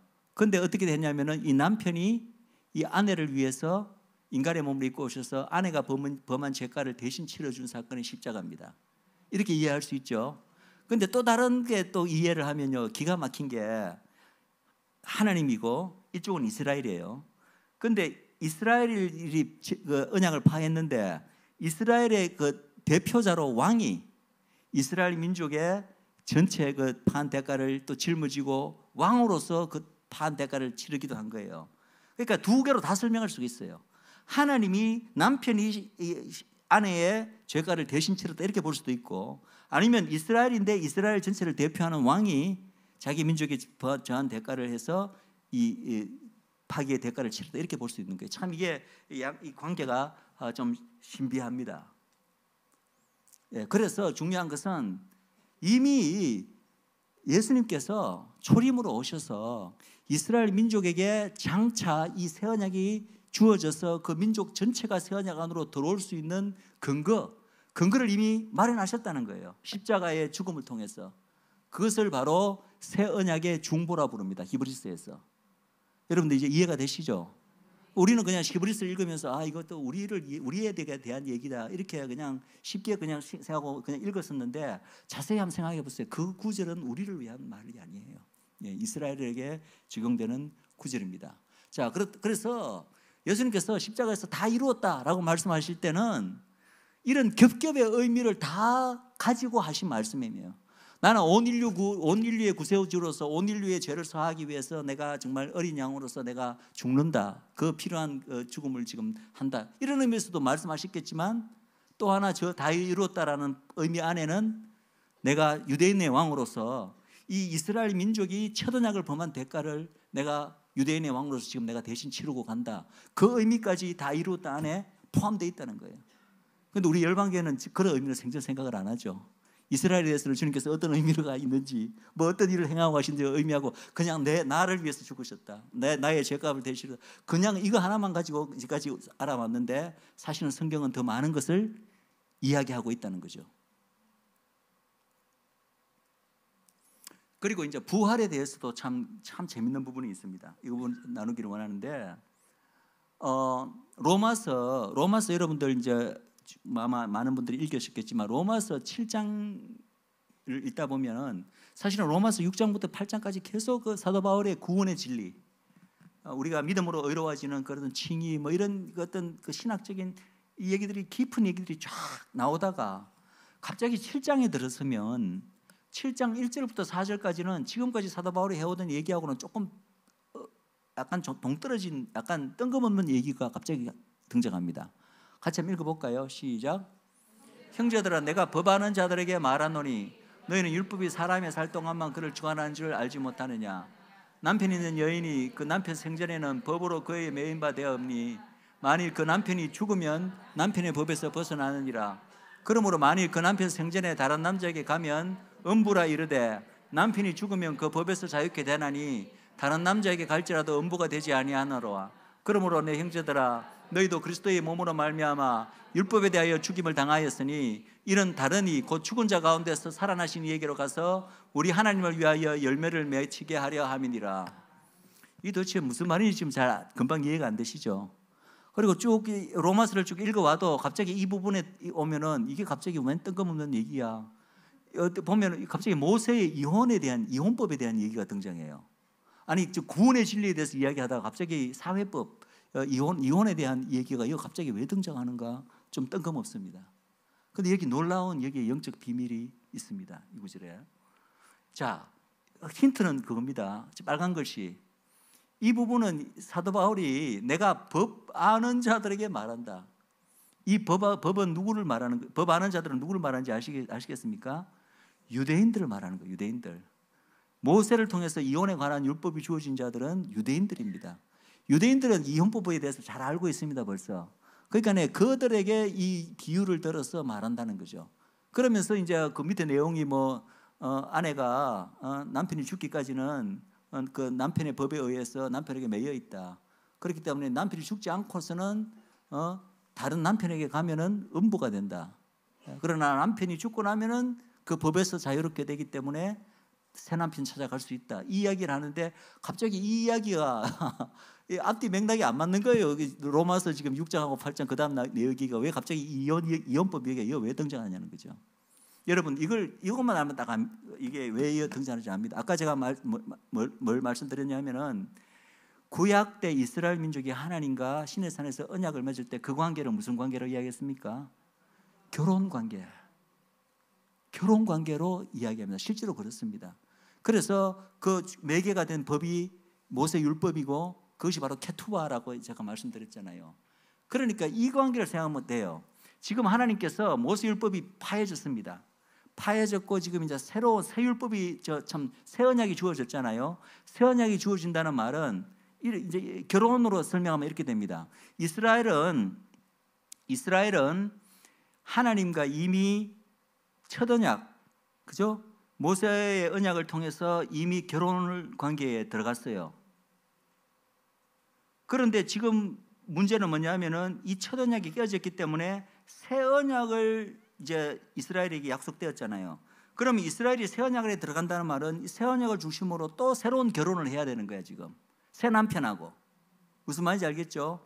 이미 첫 언약에 남편이 있는데 지금 새 언약을 매개로 또 결혼식을 해야 되는 거야. 새 남편을 해야 되는 거야. 그런데 모세의 이 율법에 의하면, 이혼법에 의하면 이거 참 신비합니다. 하나님의 이 법은요, 이혼법은 마치 고대의 무슨 이혼법, 그 당시 사회 상황에서 주어진 것 같지만 그래서 토라가 신비하고 토라가 영원하다는 거예요. 이 구원의 진리에도 이게 이혼법, 하나님께서는 이혼법을 그대로 적용시켜서 이거 법이 그대로 지켜지도록 이 구원의 진리도 이렇게 이루신다는 거예요. 생각해 보세요. 이스라엘이 첫 언약을 깼습니다. 첫 언약을 깨고 이제 새 언약을 받아들여서 새 언약으로 새 남편과 결혼해야 되는 상황이에요. 그런데 중요한 것은 이 첫 언약으로 이 첫 남편하고 결혼했는데 이 새 남편을 만나려고 그러면 여기서 일단 해방이 돼야 되잖아요. 해방이 되어서 이제 이 새 언약으로 새 남편과 결혼해야 되잖아요. 그런데 그러려면은 첫 남편이 먼저 죽어야 돼. 첫 남편이 안 죽고 있으면 여전히 이 첫 언약에 매여가 있고 첫 남편한테 매여 있는 거예요. 이런 상태에서 딴 남자한테 결혼하면 어떻게 되죠? 음부가 되는 거죠. 그래서 하나님께서 이스라엘로 하여금 이 첫 언약에서 벗어나서 새 남편하고 결혼하기 위해서 첫 번째 남편이 죽어야 되는 거야. 그 죽으신 첫 번째 남편이 누군지 아세요? 예수님이야. 왜냐하면 예수님은 첫 언약 때부터 이스라엘의 남편이었어요. 그래서 이스라엘로 이 첫 언약에서 벗어나서 새로운 언약을 가게 하기 위해서 첫 남편이신 예수님께서 죽어주신 거야. 이것이 십자가에서 예수님이 죽으신 그 비밀의 또 하나의 차원의 설명입니다. 예수님은 이스라엘로 하여금 새 언약으로 새 남편과 만나게 하기 위해서 예수님 첫 남편이 죽으신 거예요. 십자가에서 죽으셨죠. 근데 그럼 이제 해방됐잖아요. 이스라엘이 첫 언약에서 해방됐죠. 그러면 이제 새 언약으로 와서 새 남편과 결혼해야 될 거 아니야. 근데 놀랍게도 보니까 새 언약의 새 남편 또 누구냐? 예수님이야. 근데 예수님은 이미 죽었잖아. 그러면은 이 이스라엘과 새 언약을 중심으로 새로 결혼하기 위해서는 어떻게 해야 돼요? 죽었다가 다시 살아나셔야 되는 거예요. 지금 사도 바울이 이야기하는 게 그 이야기를 하는 것입니다. 이 얼마나 놀라운 비밀입니까? 이게 결혼의 비밀. 그 예수님의 죽으심과 부활의 비밀이 또 이런 쪽으로도 또 이게 설명이 되고, 이것이 바로 토라에 주어진 그 이혼법하고도 조금도 어기지 않고 하나님의 법이 영원한 법이라고 하는 걸 여러분들 아시겠죠? 이 법을 지키시면서 예수님의 죽으심과 부활을 이루셨다는 거예요. 그래서 이것이 참 유대인의 왕으로서 결국 이 모든 것을 뭐 때문에 행하신 거예요? 지금은 예수님의 죽음과 이 부활하심조차도 뭐를 위해서? 이스라엘로 새 언약을 받아서 새 언약으로 하여금 새 언약과 결혼해서 이스라엘이 새 언약이 성취되게 하게끔 하기 위해서 이 모든 일을 행하시는 거예요. 뭐 어떤 신분으로? 유대인의 왕으로서. 이것이 예수님께서 초림으로 오셔서 행하신 일들입니다. 자, 그래서 이거는 제가 다시 한번 정리하는데, 이스라엘의 첫 남편과 첫 언약으로 결혼하였다. 첫 남편이 살아있는 한 이스라엘은 새 언약에 의거해서 새 남편과 결혼할 수 없다. 그런데 첫 남편이 죽음으로써 이스라엘은 비로소 새 언약을 매개로 새 남편과 결혼할 수 있게 되었다. 그때 죽으신 첫 남편이 바로 맹예수님이십니다. 그런데 예수님은 이스라엘의 첫 남편이자 또 새 언약의 주, 즉 새 남편이시기도 하시다. 따라서 예수님은 새 언약을 매개로 이스라엘과 다시 새 언약 관계를 맺기 위해서 새 남편으로서 결혼하기 위하여 부활하신 것이다 라는 얘기가 바로 로마서 7장 1절에서 4절까지의 이야기인 것입니다. 자, 지금은 또 이거와 연관해서 대속죄에 대해서 좀 말씀드리겠습니다. 여호와의 7절기 가운데 6번째 절기죠. 혹시 이 교회에서 절기에 관한 공부를 조금 하셨나요? 조금 하시는 거로 제가 믿고, 자, 대속죄일 혹시 관해서 좀 기억나는 부분이 계신지 모르겠지만, 대속죄일의 그 레위기서에 보면 규례에 대속죄일에 어떤 일을 하게 되어 있습니까? 혹시 생각나는 대로 좀 말씀해 주세요.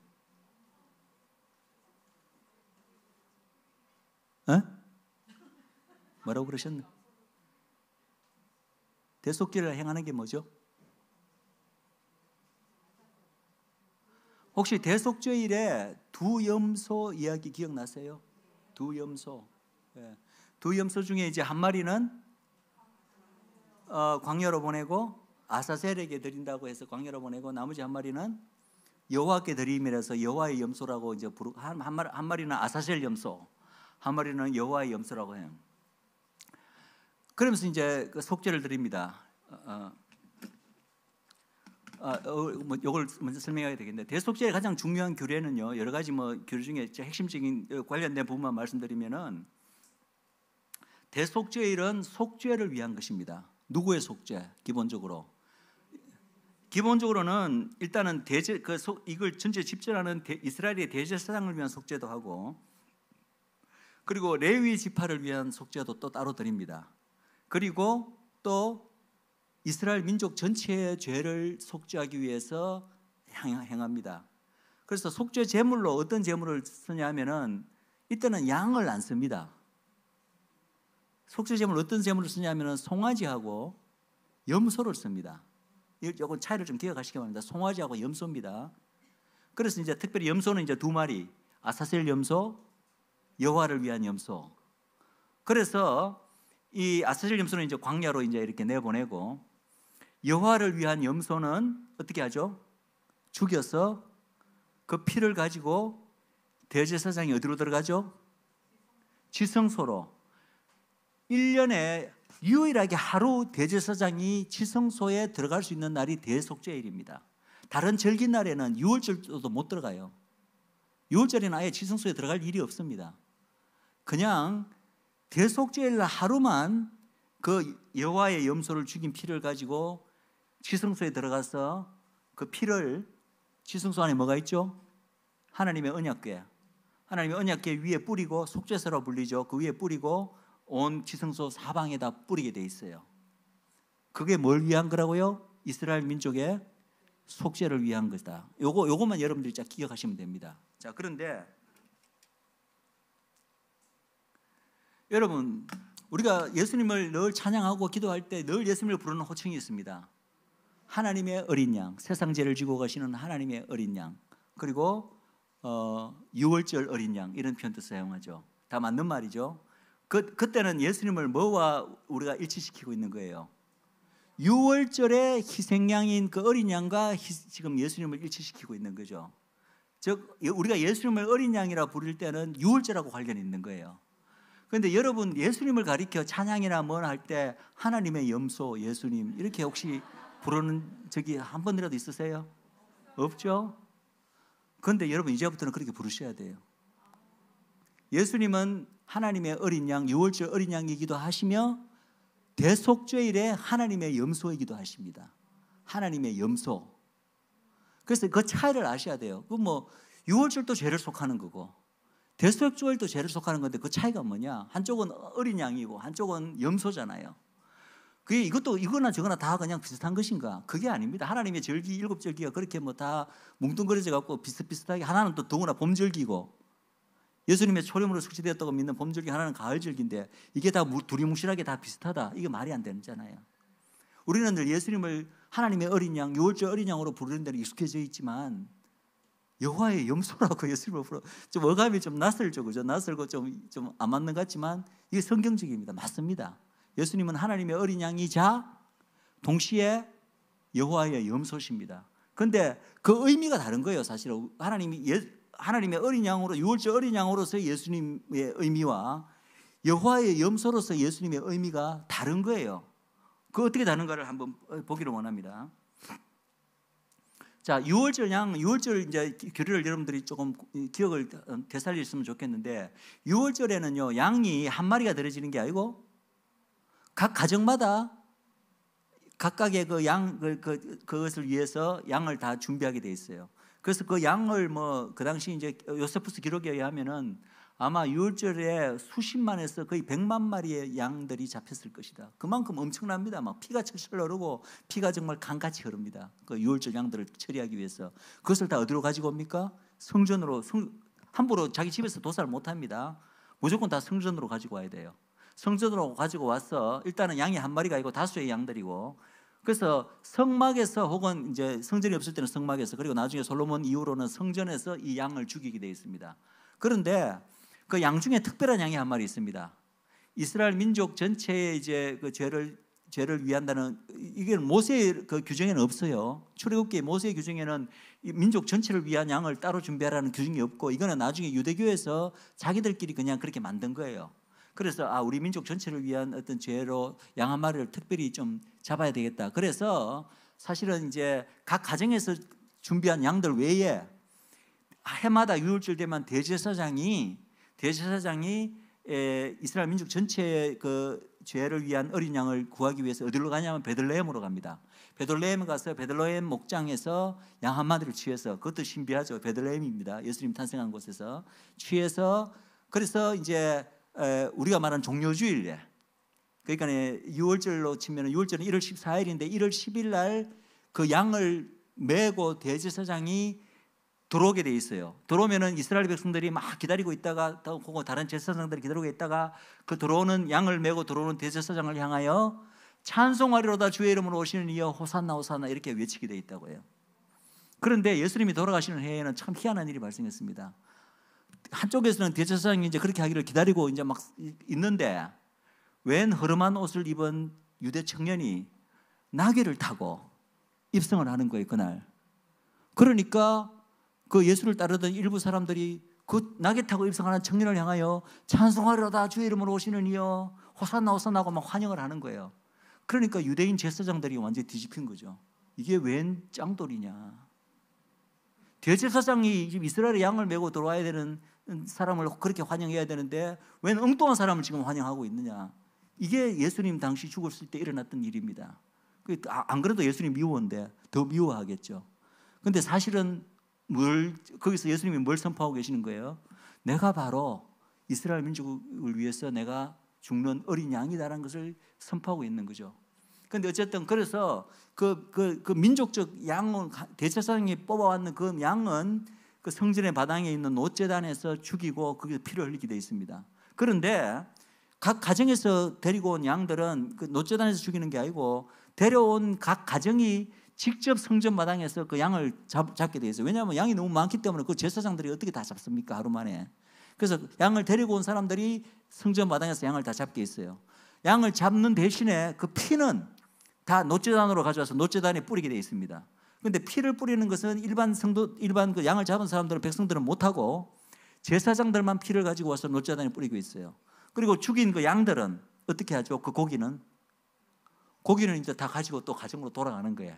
돌아가서 이제 그날 저녁에 먹는 게 유월절 식사 세대로 각 가정들마다 양고기를 먹는 거예요. 이게 유월절 규례입니다. 무슨 말인지 알겠죠? 근데 예수님께서 바로 유월절 어린 양으로 오셔서 돌아가셨죠. 이거는 우리가 이미 다 잘 알고 있는 것입니다. 그런데 여호와의 염소는 이것은 이제 대속죄일의 규례예요. 대속죄일은 유월절하고 다르잖아요. 가을절기인데, 그죠? 여기에 대한 규례는 레위기 16장에 나와 있습니다. 그리고 차이는 뭐냐면은 이 여호와의 염소는 유월절 양들처럼 뭐 각 가정마다 한 마리 이게 아니라 전체가 다 한 마리예요. 딱 한 마리. 사실 두 마리죠. 두 마리 중에 한 마리는 아세스를 위한 염소로 광야로 떠나 보냈고 나머지 한 마리가 이제 여호와의 염소로 딱 책정이 되는 거예요. 그럼 이 염소를 죽여서 맹성전의 제단에서 죽임을 당하죠. 그리고 그 피를 유월절 양은 바깥에 그 놋제단에서 뿌렸는데 이 여호와의 염소를 죽인 이 피는 대제사장에 의해서 1년에 한 차례 가지고 어디로? 지성소 안에 들어와서 지성소 안에 그 위에다 뿌리게 돼 있다는 거예요. 이게 이제 여호와의 염소의 차이입니다. 그런데 여호와의 염소는 다시 말하지만 뭐를 위한 염소라고요? 누구의 죄? 이스라엘 민족 전체의 죄를 사하기 위해서 한다. 그리고 이 염소 고기는 안 먹습니다. 양들 고기 유월절 때 양은 다 가정마다 가지고 양고기를 먹었는데 염소의 고기는 진 밖에서 불에 태워지게 돼 있다. 이것이 이제 차이입니다.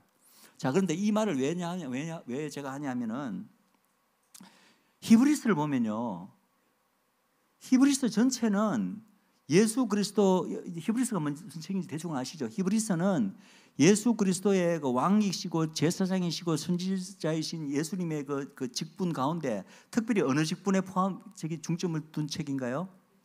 대제사장입니다. 대제사장으로서 우리는 흔히 인류의 대제사장이라고 이야기하는데 사실은 엄밀하게 따지면은 이스라엘의 대제사장, 특별히 대속죄일과 관련된 대제사장으로서 그 모든 것을 예수님에 대해서 묘사하고 있는 책이 바로 히브리서예요. 왜 그런지 한번 볼까요? 여기 이제 한번 보세요. 히브리서 9장 11절 12절 우리 같이 읽을까요? 시작. 그리스도께서 장래 좋은 일의 대제사장으로 오사 손으로 짓지 아니한 것 곧 이 창조에 속하지 아니한 더 크고 온전한 장막으로 말미암아 염소와 송아지의 피로 하지 아니하고 오직 자기의 피로 영원한 속죄를 이루사 단번에 성소에 들어가셨느니라. 우리나라 성경에는 성소라 되어 있지만 사실은 영어나 모든 다른 성경에는 지성소로 변형되어 있습니다. 이게 유월절 어린 양 지금 표현하는 겁니까? 유월절 어린 양과 관련된 지금 그 부분이에요. 전혀 그거와 관계없어요. 왜냐하면은 일단은 염소와 송아지의 피잖아요. 유월절에서 염소와 송아지 피 안 사용 안 합니다. 또 대속죄일에서는 어린 양 피 사용 안 합니다. 대속죄일의 제물은 뭐야라고요? 송아지하고 염소입니다. 그런데 여기서 염소와 송아지 피로 이야기하잖아요. 이거는 대속죄를 지금 이야기를 하고 계시는 거예요. 더더구나 유월절 날에는 그 피를 어떻게 한다고요? 그 피를 가지고 지성소 들어가나요? 안 들어갑니다. 그 피는 바깥에 노자단에 뿌려지고 아예 지성소 안에는 유월절에는 아예 들어가지를 못해요. 대제사장이라도 1년에 한 차례만 대속죄일 날만 대성소에 들어간다. 그런데 지금 말하는 거 보세요. 예수님을 가리켜 대제사장이라고 이야기하면서 염소와 송아지의 피로 하지 않고 자기의 피로 영원한 속죄를 이루어서 단번에 지성소에 들어갔다. 이게 유월절에 관한 말입니까? 대속죄일에 관한 말입니까? 이게 대속죄일에 지금 관한 말이에요. 히브리서 2구절은 지금 유월절하고 관계없는 거예요. 지금 대속죄일에 하나님의 염소로서 지금 예수님의 죽음을 이야기하고 있는 거예요. 예. 이게 바로 이제 그래서 예수님의 십자가 죽음을 통해서 유월절만 이루신 게 아니라 대속죄일에 그 하나님의 염소로서의 그 규례를 동시에 지금 성취하셨다는 이야기를 하는 거거든요. 자, 이것도 한번 같이 읽어볼까요? 시작.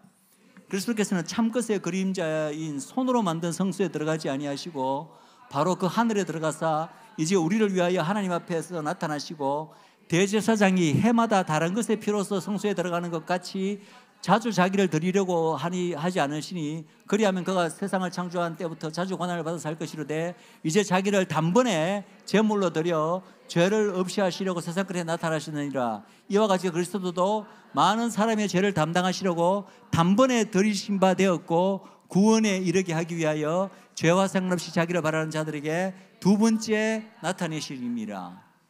그럼 이때 예수님께서 지금 성소에 들어간다. 그리고 단번에 지금 자기 많은 사람의 죄를 담당하기 위해서 단번에 자기를 드리신 바 되었다. 이건 초림 때 이미 일어난 일을 말합니다. 이때 이거는 어린 양으로서의 죽음을 말하고 있는 게 아니라 대속죄일에 하나님의 염소로서 이스라엘 백성의 죄를 속하기 위해서 죽으신 죽음을 말하고 있는 거예요. 그래서 많은 사람의 죄는 바로 이스라엘 백성의 죄입니다. 왜냐하면 대속죄일에 이 하나님의 염소가 바로 이스라엘 백성의 죄를 사하기 위해서 드려지는 그 제사이기 때문에. 그래서 지금 히브리서에서는 예수 그리스도를 이스라엘의 대제사장이자 스스로가 그 속죄일에 드려지는 하나님의 염소 제물이 되어서 자기의 피로 1년에 한 번 들어가는 그 지성소에 이제는 앞으로 들어갈 필요 없이 영원히 그냥 한 번에 들어가셔서 영원한 속죄를 누구를 위한? 이스라엘 민족의 죄를 위한 속죄를 이루셨다고 이야기하는 거예요. 그래서 초림으로 오셔서 이루실 뿐만 아니라 죄와 상관없이 자기를 바라는 자들에게 두 번째 나타나시리라. 두 번째 오셔서 그 속죄를 이루신 게 바로 아까 제가 말한 새 언약의 중보를 이루셨다는 거예요. 새 언약의 중보 사건을 여호와의 염소로서 자기 피로서 그 이스라엘이 새 언약이 성취될 수 있는 법적 근거를 이미 초림 때 마련해 놓으셨고, 그리고 난 다음에 그 새 언약이 실제로 이스라엘에 성취되는 때는 언제라고요? 예수님의 재림 때 이제 그 일이 일어나는 거죠. 그 말이 여기 있잖아요. 재림 때 두 번째 나타내시리라. 그 속죄를 이룬 효과가 이스라엘 민족에게 제대로 나타나는 것은 두 번째 오셨을 때야 그 효과가 이제는 제대로 일어난다고 지금 말씀하고 계시는 거예요. 예. 그래서 이것이 분명히 말해주는 것은 예수님은 대속죄일의 대제사장이시고, 히브리서에서 말하는 예수님은, 우리가 그냥 쉽게 그냥 예수님은 온 인류의 대제사장이다 이렇게 말씀하시면 더 정확하게 구절로서 보면은 바로 대속죄일의 그 대제사장을 말하는 것이고, 그리고 예수님은 대속죄일의 희생양하면 좀 헷갈리니까 대속죄일의 여호와의 염소시다. 그래서 예수님의 십자가의 죽음은 일단 유월절 돌아가셨잖아요. 유월절 어린 양으로 돌아가셨잖아요. 우리는 늘 십자가의 죽음을 유월절 어린 양하고만 연결시키는데 단순히 유월절 어린 양으로만 돌아가신 게 아니라 대속죄일에 하나님의 염소로서도 십자가에서 돌아가신 거예요, 동시에. 그리고 대속죄 하나님의 염소로서 돌아가신 의미는 누구의 속죄를 위한? 이스라엘 민족의 속죄를 위해서 돌아가신 의미가 있다는 거예요.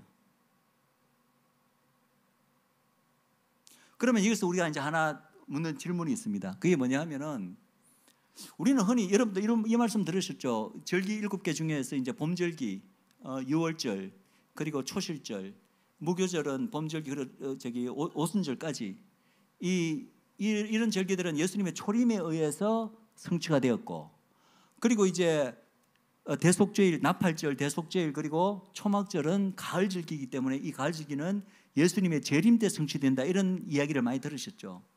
그런데 지금 보니까 예수님의 십자가에서 돌아가신 그 죽음 자체가 이미 대속죄일에 하나님의 염소로서 죽으신 거라고 하면 대속죄일이 뭔가 좀 성취가 됐다는 거잖아요. 그런데 그때는 초림이었잖아.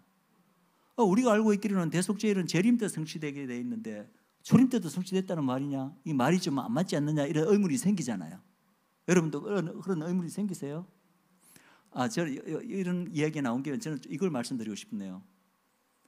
여러분들 성경 읽으면서 자꾸 의문을 좀 하시기 바랍니다. 무조건 의문 없이 무조건 그런갑다 하고 이렇게 믿는 게 좋은 신앙 아닙니다.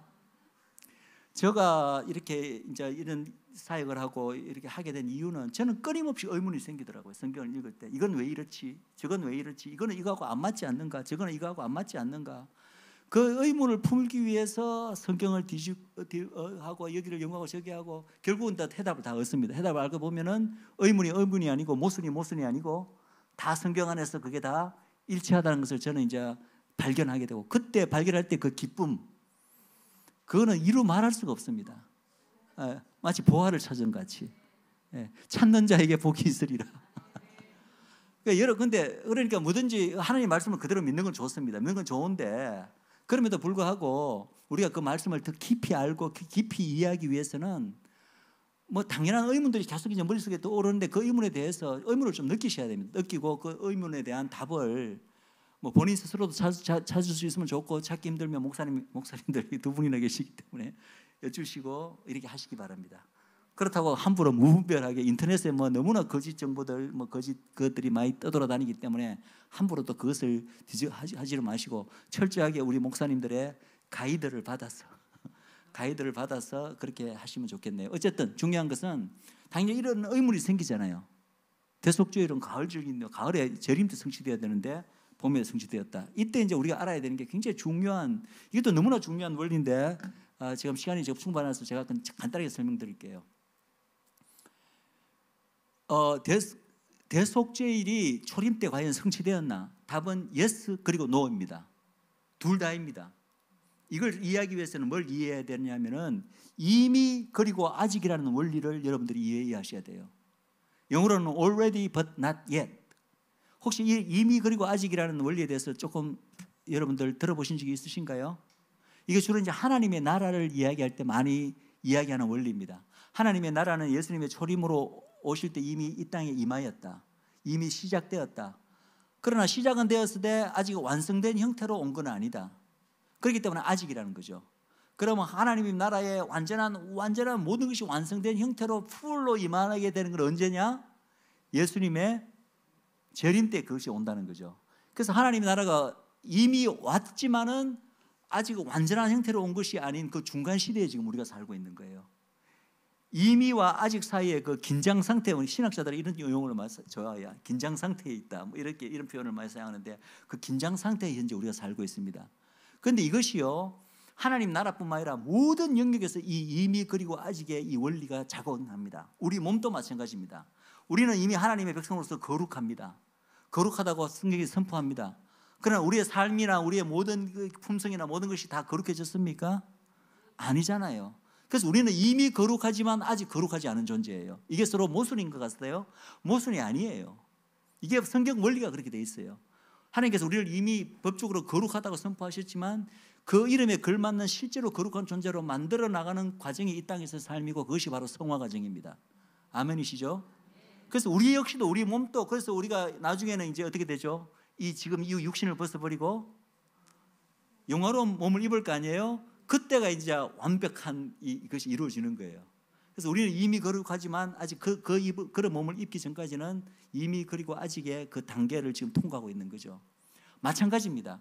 예언도 그렇고요. 절기도 그렇습니다.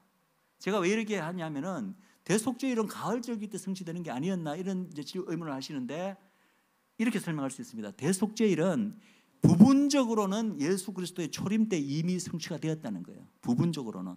그러나 대속죄일의 완전 성취는 언제 있다? 예수님의 재림 때 대속죄일의 완전 성취가 있게 된다는 거죠. 그럼 왜 이제 한번 따져보면 되겠습니다. 아직이란 말은 아직 대속죄일의 완전 성취가 아직 이루어지지 않았다는 거죠. 완전 성취. 왜냐하면은 대속죄일의 완전 성취가 이루어진다는 말은 이스라엘 민족의 그 죄사함이 대속이 되어서 이스라엘 민족 전체가 민족적 죄사함이 임해야 그게 온전한 대속죄일의 성취입니다. 그런데 이스라엘 민족의 민족적 죄사함이 임했습니까 지금? 아니잖아요. 그것은 예수님의 재림 때 이스라엘 민족이 회복될 때 그것이 비로소 이루어지잖아요. 그러니까 아직이죠. 아직. 그러니까 그런 의미에서 대속죄일의 그 궁극적인 성취는 아직 이루어지지 않았다.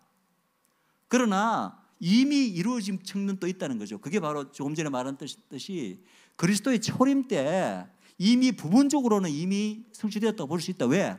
예수님께서 하나님의 염소로서 대속죄일의 대제사장으로서 십자가에서 이미 죽으셨잖아요. 뭘 위해서?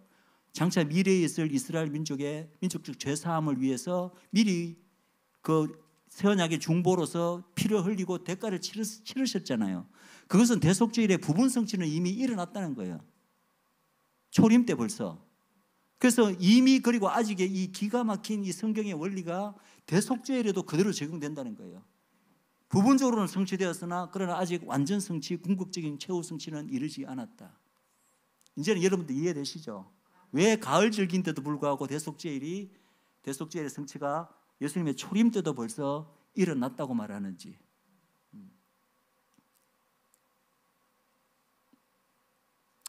자, 그래서 유월절 양은요, 그 의미를 우리가 조금 이제 유월절 양과 이 하나님의 염소의 그 차이를 조금 이제 의미의 차이를 알아야 되는데, 유월절 양의 의미는 처음에 유월절 양 사건을 생각해 보세요. 출애굽 상황에서 애굽에서 그 피를 발라서 문설주에 바른 그 의미가 뭐죠?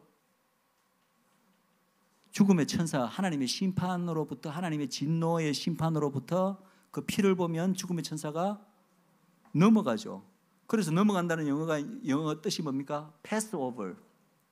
그래서 6월절의 영어 이름이 Passover 아닙니까? 그런 의미로 6월절이 된 거죠. 그래서 6월절 양으로서 예수님의 죽으심의 의미는 뭐냐 하면은 사단으로부터 그리고 하나님의 진노의 심판으로부터 개인적 구원을 위한 어떤 그 희생이 바로 6월절 양의 희생입니다. 무슨 말인지 알겠죠?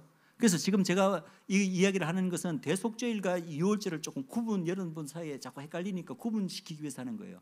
6월절 양의 그 어린 양의 의미는 우리가 각각의 개인 구원과 관련이 있어요. 사단으로부터 하나님의 심판으로부터 구원받는 그것을 위해서 예수님께서 죽으신 그 의미가 바로 6월절 양으로서의 죽으심의 의미입니다. 그래서 여기 히브리서 11장에도 보면은 믿음으로 6월절과 피 뿌리는 예식을 정하였으니 이는 장자를 멸하는 자로 그들을 건드리지 않게 한다. 하나님의 죽음의 심판으로부터 넘어가게 만들게 하는 역할이 바로 6월절 양의 역할이라는 거죠. 그런데 여호와의 염소의 역할은 이거는 맨 같은 말이죠. 출애굽기에는 보면은 지나가실 때에 그 재앙을 내리실 때에 문인방과 좌우 문설주의 피를 보면 그 문을 넘으시고 멸하는 자로 너희를 치지 못하게 한다. 같은 뜻입니다. 이게 이제 6월절 양의 의미인데 여호와의 염소의 의미는 조금 이제 다르다는 거죠.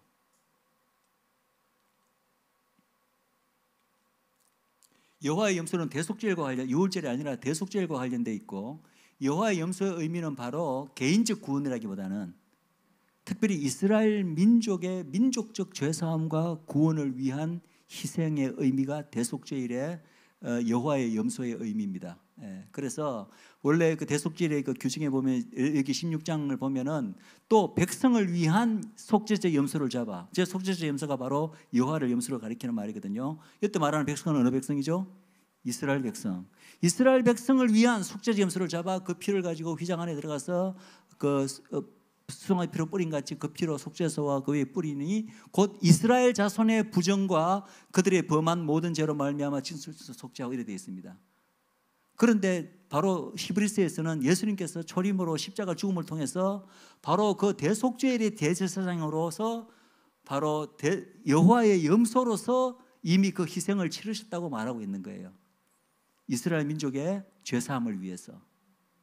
그 죄사함이 아직 현실적으로 이루어지지는 않았지만 장차 미래에 있을 그 죄사함의 그 기초는 벌써 예수님의 초림 때 이미 놓으셨다는 얘기를 지금 하고 있는 거예요.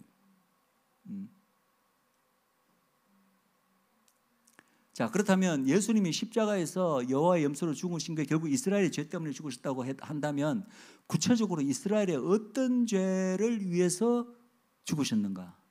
라고 물었을 때 아까 우리가 보았듯이 첫 언약을 파한 죄. 첫 언약을 파한 죄인데 여기도 보면 아까 읽었던 구절입니다. 첫 언약 때 범한 죄에서 속량하려고 죽을사 이렇게 돼 있죠. 그래서 첫 언약에서 첫 언약 때 범한 죄에 속량하는데 사실은 저는 이때 이스라엘이 첫 언약 때 범한 죄 안에 뭐까지 포함되냐면은 예수님이 오셨을 당시에 그들이 아직 새 언약을 받아들이기 전이잖아요. 그러니까 여전히 첫 언약 아래에 있는 상태예요. 그들이 영적 눈이 가려짐으로 말미암아 초림으로 오신 예수님을 거부한 죄도 저는 이 죄 안에 포함된다고 저는 개인적으로 믿습니다. 첫 언약 때 범한 죄 안에 그들의 영적 눈먼으로 인해서 초림으로 오신 예수님을 범한 죄까지도 이 안에 포함된다. 왜 그렇게 보냐 하면은 이제 너희들은 너무나 잘 아는 구절이 이사야서 6장 9절에서 10절 말씀이죠. 이게 이제 이사야 선지자에게 하나님께서 주신 말씀인데 같이 읽어볼까요? 여호와께서 이르시되 가서 이 백성에게 이르기를 너희가 듣기는 들어도 깨닫지 못할 것이요 보기는 보아도 알지 못하리라 하여 이 백성의 마음을 둔하게 하며 그들의 귀가 막히게 하고 그들의 눈이 감기게 하라. 염려하건대 그들이 눈으로 보고 귀로 듣고 마음으로 깨닫고 다시 돌아와 고침을 받을까 하노라 하시기로. 바로 이 하나님이 내린 이 심판 혹은 뭐 저주라 부를 수도 있겠지만 이것 때문에 이스라엘 백성들이 초림으로 오신 예수님을 알아보지 못한 거예요. 왜? 그들의 마음이 둔하여지고 그들의 귀가 막히고 그들의 눈이 감겨 있기 때문에. 그런데 이 구절에서는 그렇게 만드신 분이 누구라고 이야기하고 있어요? 하나님이. 그런데 놀라운 것은 저는 하나님이 그렇게 하셨다기보다도 더 놀라운 것은 그 다음 구절입니다. 염려하건대 누가 염려하시는 거예요 지금? 하나님이 염려하시는 거예요. 뭘 염려하시냐 하면은 그들이 눈으로 보고 귀로 듣고 마음으로 깨닫고 다시 돌아와 고침을 받을까 하노라 하시기로. 이게 우리가 알고 있는 하나님의 모습입니까? 하나님은 어떤 분이죠? 우리가 어떤 죄를 짓더라도 뉘우치고 회개하고 다시 돌아와 고침을 받기를 원하시는 분이 하나님 아닙니까? 그리고 이스라엘에서도 계속해서 이스라엘이 범죄했을 때 이스라엘에게 선지자를 보내신 이유가 뭡니까? 너희가 제발 뉘우치고 돌이켜서 나에게 돌아오라 라는 메시지를 전하기 위해서 그렇게 하신 거잖아요. 이사야 이후에도 선지자를 계속 보내셨습니다. 그렇게 말씀하시는 분이 하나님이고 또 하나님의 우리가 이해하는 하나님의 성품에서는 어떤 죄를 범하였더라도 항상 하나님의 백성으로 하여금 뉘우치고 돌아와서 고침을 받기를 원하시는 것이 하나님의 마음일진데 그게 하나님이 우리가 알고 있는 하나님의 성품인데 여기는 혹시라도 이스라엘 백성이 그렇게 될까 봐 뉘우치고 돌아와 고침을 받을까 그것을 염려해서 아예 마음을 닫고 눈과 귀를 막아버리겠다고 말씀하시는 거예요. 이게 우리가 알고 있는 하나님하고 뭔가 이게 잘 맞습니까? 안 맞잖아요. 그럼 이게 왜 이렇게 돼 있냐는 거죠. 왜 이스라엘로 하여금 이렇게까지 하나님이 이스라엘 사랑하시는데 영원한 하나님의 백성인데 더더구나 이 백성이 언제든지 하나님께 회개하고 돌아오기를 원하셔야 마땅한데 혹시 회개하고 돌아올까 봐 염려해서 내가 아예 그들의 눈과 귀와 마음을 닫아버리겠다. 이게 이해가 되십니까 여러분들? 저는 이 부분이 더 이상하더라고요. 그런데 이 부분에 대한 비밀이 로마서 11장에 풀립니다. 왜 이렇게 한다고 하나님께 하신다고 여러분 생각하세요? 바로 열방 구원 때문에 그렇게 하시는 거예요. 열방 구원 때문에.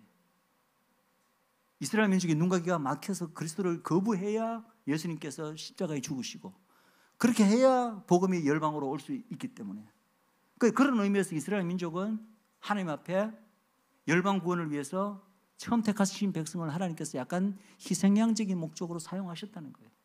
물론 그들이 죄가 없다는 얘기를 하는 거 아닙니다. 그들은 그들 자신의 죄가 틀림없고 배어간 부분이 있지만 그럼에도 불구하고 열방 구원을 위해서 그들은 희생양적으로 쓰임받은 부분이 있다는 거죠. 하나님께.